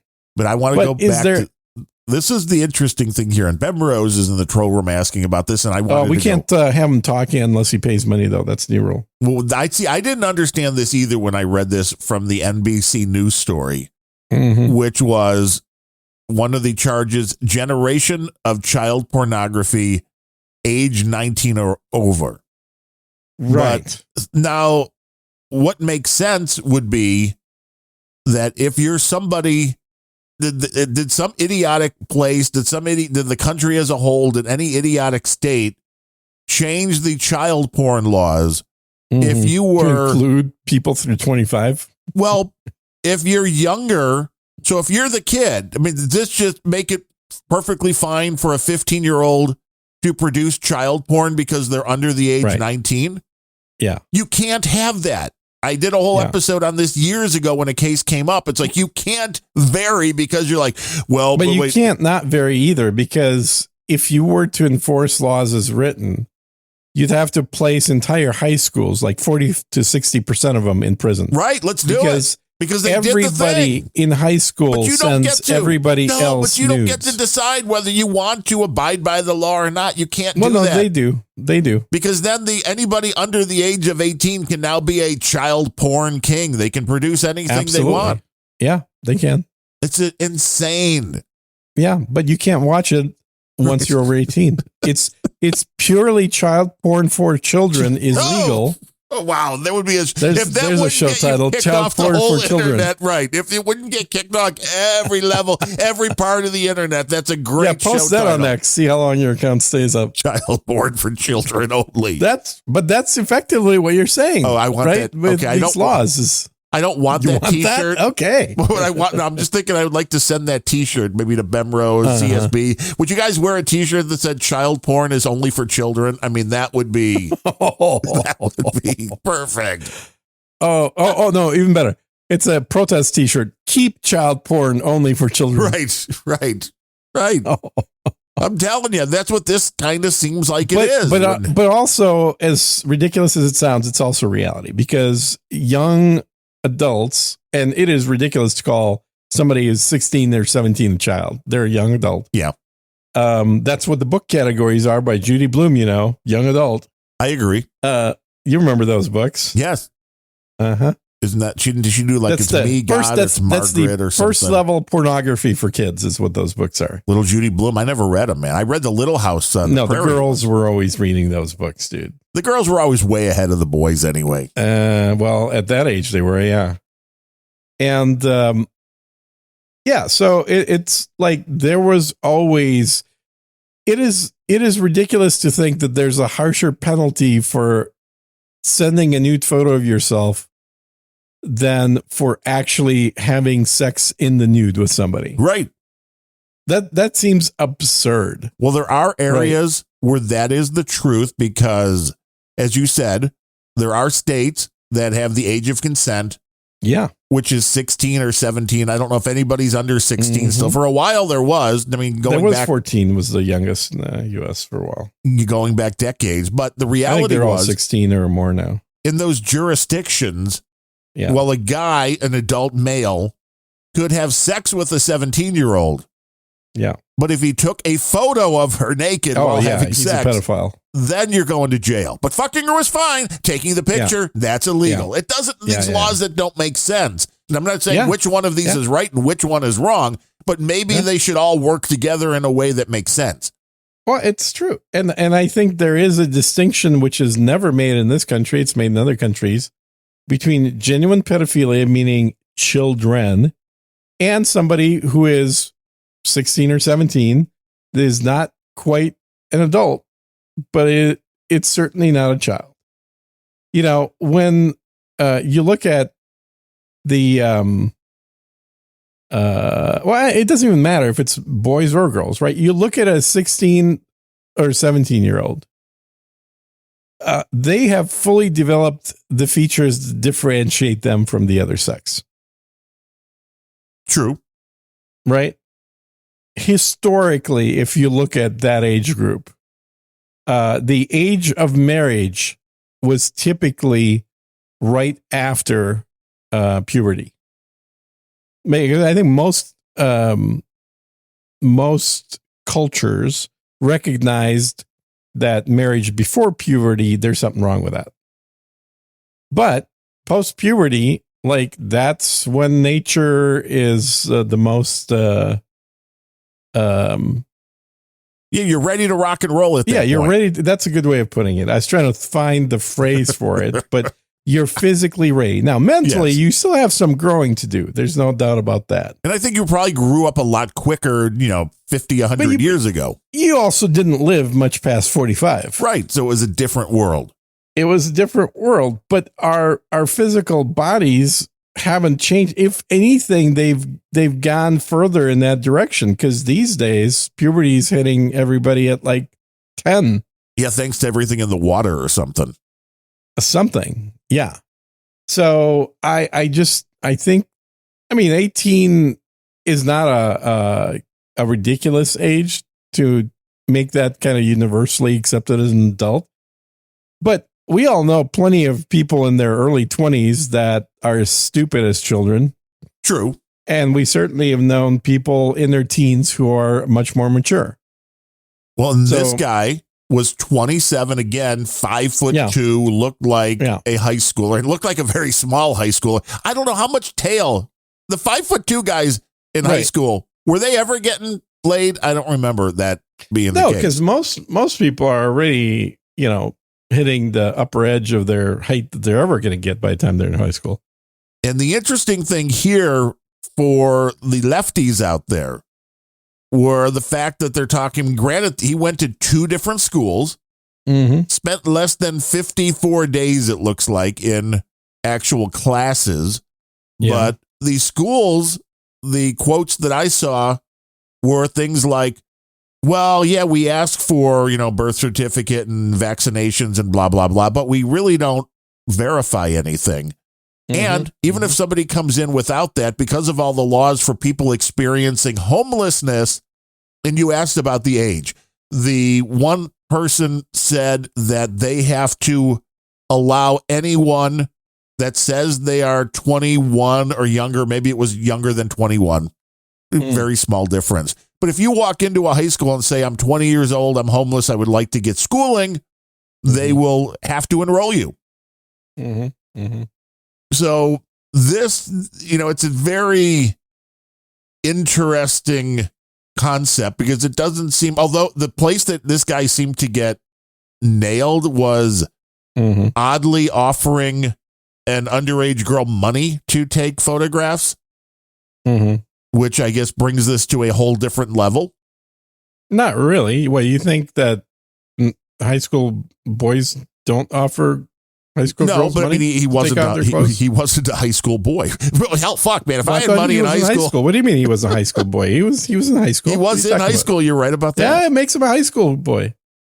You're like, this is why I mow lawns all summer long. So I can make the girls take off the. Does this really work? I want to know this as well. Does this all of a sudden work? A 5'2" guy is always going to have to offer money. There's nothing unusual about that. Yes, please. Oh man, it's but it was very weird, because it's like, where is the blame if the schools are admitting that they will let anybody in without doing any kind of due process to verify that they are who they say they are? And if all he is, and I don't even know if this guy said how old he was, if anybody ever asked him. I mean, this could be like one of these things, like the concept, hey, that's Gene, probably illegal to ask. Yeah. Right. Gene, well, if I ask you if you're a cop, you have to tell me, right? Yeah. I mean, yeah, there's that. But if nobody ever asked him, it's just like, well, you're in class, you're a junior in high school. So everybody By just the way, assumes where the hell does age. that come from? Which part? If you ask if you're a cop? Yeah. I mean, like, because that 70s show, a lot of TV, I think, is the concept, like, if you ask. TV, but it's so ridiculous, because cops are literally allowed to lie to you while they're talking to you. Like, there's nothing illegal about a cop lying. But what makes you think that if you ask a cop if he's a cop, he's not going to lie to you if he's a cop? You got to tell me if you're a cop, right? Nope. You got to tell me, man. If I ask if you're a podcaster, you got to tell me if you're a podcaster, right? Definitely not. All right, let me restart my computer here real quick. Your Windows machine? Oh, yeah. Got to restart that. It gave me a little update message thing saying, hey, I want to restart. There were text messaging, of course, him and the younger girls. Fly safe, Commander. Oh, no. Yeah. Turn that off, whatever that is. The computer just restarted it. I don't know. It's telling me to fly safe. I have no control over that. Fly safe, my friends. Fly safe. Mm-hmm. Mm-hmm. But I thought it was a quite interesting case, especially since it seems the penalties for this guy are, they're Diddy level, really. He's just going to be thrown into Diddy prison. I don't know if he's going to be in prison with Diddy. No, I mean, maybe they can get together and do that. I don't think anyone would want to be in prison with Diddy. Like Diddy's not a good cellmate. Well, it sounds like Diddy's pretty gay. Yeah, but so if you're looking for some action in prison, there you go. Maybe, yeah. If you're looking for action, I guess, sure, yeah. It says the guy was sentenced to at least 85 years in prison and a maximum sentence of right. This is what I'm saying. Holy shit! This is what I'm saying, and I'm not saying what the guy did was right. I'm just pointing out if the guy did not something actually bad, like he raped some chick. Right, they would have they're said not that in the saying article. He did. Right, no. Yeah. Whatever he got consensually. God bless you, Gene. Thank you. Yeah. I was thinking, should I mute myself? It's like, screw it. I don't care. So, he misled people about his age, but I'm not even sure if he actually ever lied about his age. So where are the... Yeah. And again, I understand you know what you're doing. Because you know the girls are underage, you're overage. So there's gonna be a smackdown. But 85 years for this, when you hear what is not being prosecuted. Gene's doing 3 other shows at the exact same time as this one. Sorry, I'm producing something else right now. Go on. Gene's got a whole different level of stuff that is going on at the same time. It is interesting because women have done the same thing, and I'd like to know if their punishments are at that same level. Mm. And I also think it's interesting they were charging the one kid's dad who was like 16 or 17, but he was fucking the teacher, and they're putting the teacher in jail. They're putting the dad in jail because he knew. And it's like they're treating the kid like he's a victim. And again, if you're a 16 or 17-year-old boy and you're fucking your hot young 20-something-year-old teacher, you're not a fucking victim. Right. Just saying. CSB says he napped while listening to the podcast, so this is how exciting this show has been for him. Another 3333, though, so we each get our own 3333. This is a big money show for Unrelenting. Wow. But this is the world we currently live in the United States, where people are committing heinous, violent crimes and being allowed to walk.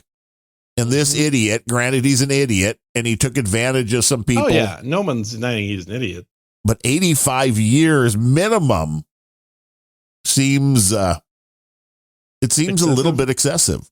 I mean, unless for some crazy reason, the article just doesn't mention actual things he did. Right. And that there's things we don't know. And it's like, well, okay. People lie about who maybe this is going to be another thing. Like if you're on X and you tell people you're taller and smarter than you are, then you are misrepresenting yourself. So they will be able to drag you to jail.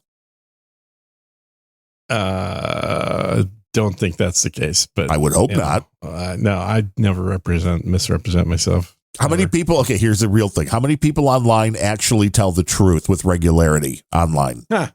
Right. So you had to laugh because it's like probably 0. Mm-hmm.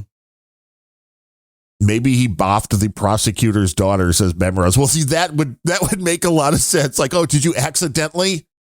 Well, now you're getting to a good conspiracy question. That's true. Who were the girls? And why did they go for the 5'2" guy? Oh, maybe that's why he went young. How do you get 13-year-olds in high school? They have to be really smart because high school is not a 13-year-old range. I mean, it's 14 right and up. I mean, it's like, I think 15 and up, I thought. So, I mean, definitely 15 because there's nobody in high school that isn't getting their driver's permit. At least within a year. Yeah. I mean, that's You're graduating at 18. I mean, you're graduating at 18, so you're ending at 18. You're not usually graduating at 19. Yeah, I mean, I guess some people are 17 when they're graduating. So it does. I mean, I guess it depends on the schools. I guess you could have somebody that's 14, but that would be highly unusual. Would be briefly. I don't really know how you get 13 unless you're really. Cottongen says he graduated at 17, so he must just be smart. Okay, he's one of them unusual people. He was 14. Were you getting laid at 14, Cottongen? These are the kind of questions in the troll room that we'd like to know. CSB, were you getting laid at 14? We really don't need to know that. Jesus Christ, dude. Come on, it's unrelenting. It's right in the name. You don't think people would find the exploits of a young CSB to be interesting? No. I understand. We want to keep a certain level of decorum on this show. We started out with gout talk. We made our way all the way down the line. We are now here. Yeah. Daily Wire. Study says millions of non-citizens likely to vote in 2024 election. I saw that. Yeah. Mm-hmm. The Daily Wire claiming as many as 27% of non-citizens are illegally registered to vote. No, we were told by all the lefty blowhard bullshit artists that couldn't even happen. Yeah, well, there you go. Seems like it may be. Of course, you never know the truth because then the other side comes back and like, well, that's not true. It's how easy it is to debunk things or to get people to stop and the media stop asking questions anyway. No, that's what I love is the invention of a supposed scientific category called fact checker. Right, because they're going to be the ones telling you the truth. Right, because what qualifies any fact checker for checking the facts? And it appears to be their ability to type into a search term on the internet. Right, that's the only qualification of fact checker. But yet you have literally fact checkers that are saying fact check false to people with an MD behind their name. Right. Who actually spent years studying before they got that MD and then years working in the field with the MD and are being fact checked by people that have a degree in lesbian underwater basket weaving. Whoa. That's a damn good major. It might be a good degree, but it has nothing to do with medicine. And somebody who has like 1 year of experience as a fact checker. And it's an absurdity. So anytime you hear something like, well, you hear the word fact check, it should be put in the same category as the word, what's the term that they use? The misinformation. Yeah, misinformation. Exactly. All that whole slew of terms. These are words that should trigger an automatic reaction of like, well, this person just disqualified themselves from providing any legitimate information. If you use words like that, it means that you are a propagandist, not an actual person trying to exchange information. Because a non-propagandist would never use words like that. Fact check false. Fact check false. Right. Fact check here, fact check there. And there's very few things that people want to fact check in our current society that can actually be fact checked. It's not like they're coming out and saying, oh, at what temperature does water boil? Or anything that you can scientifically prove.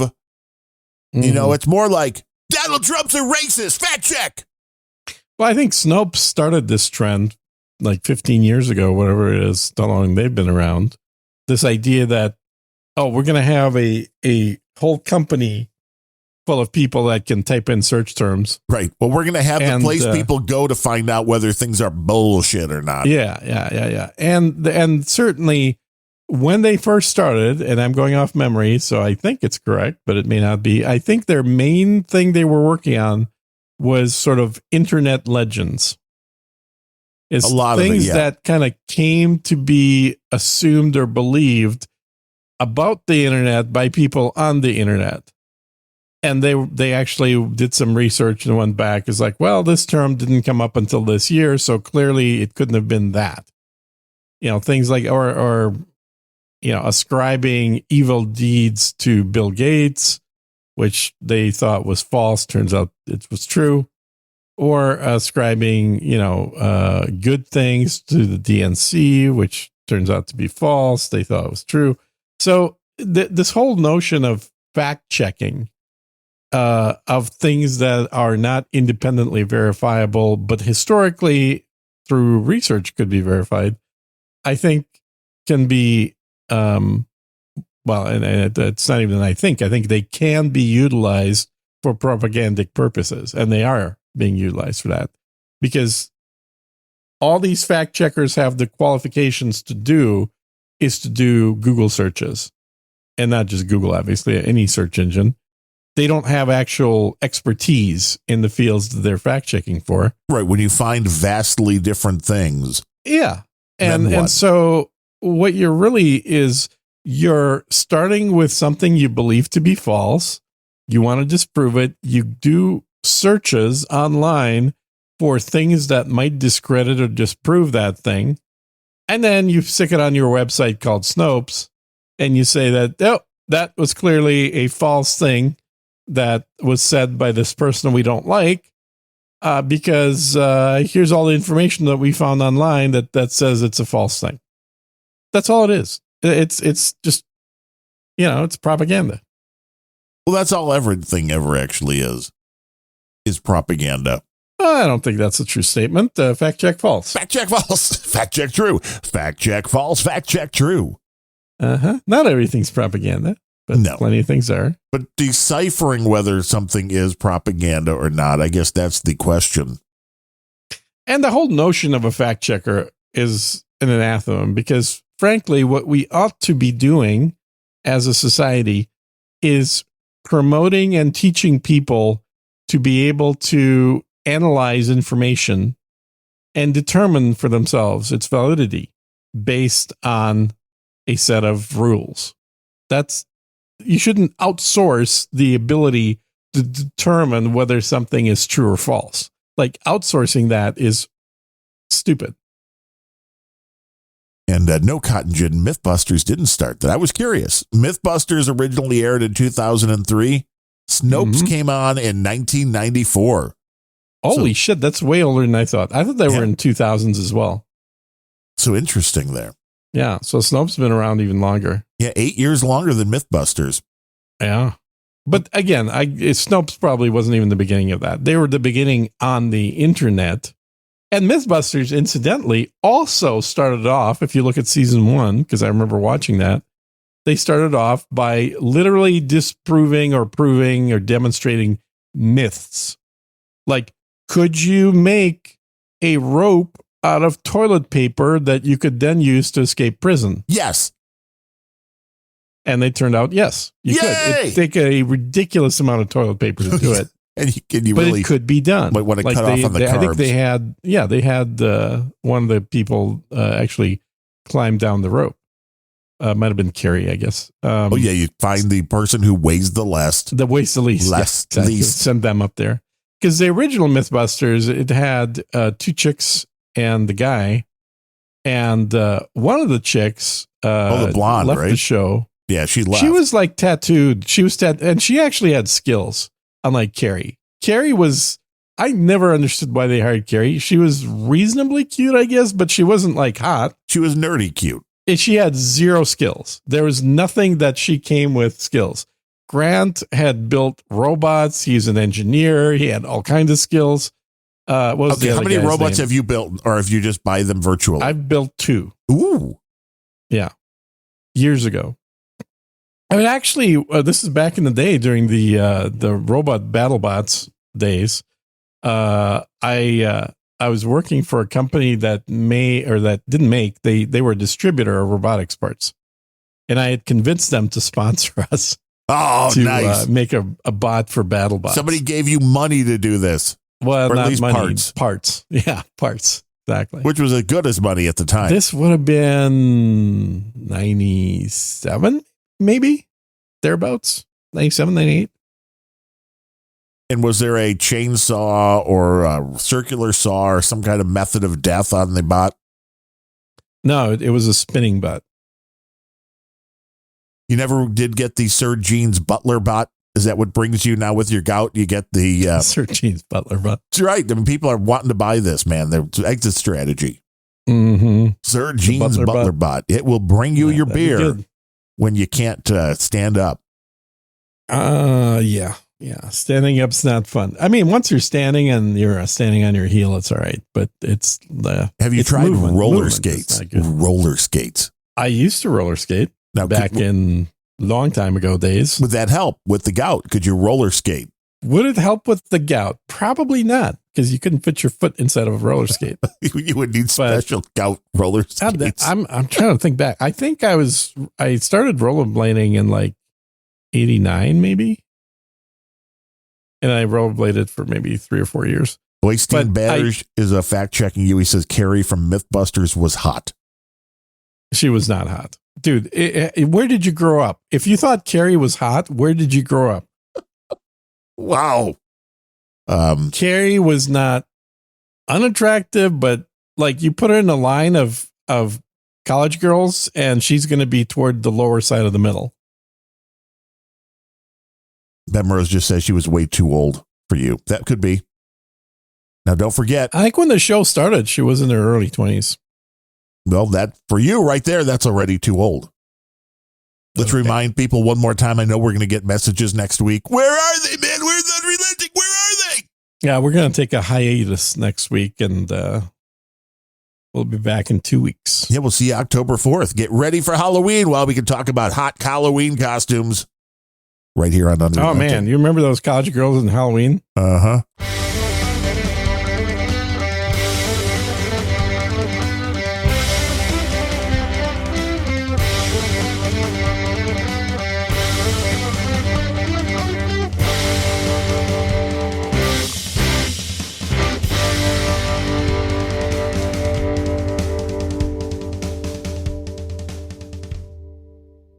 Gottingen wants to know why every show is going on hiatus. Because nobody donates. Is that why?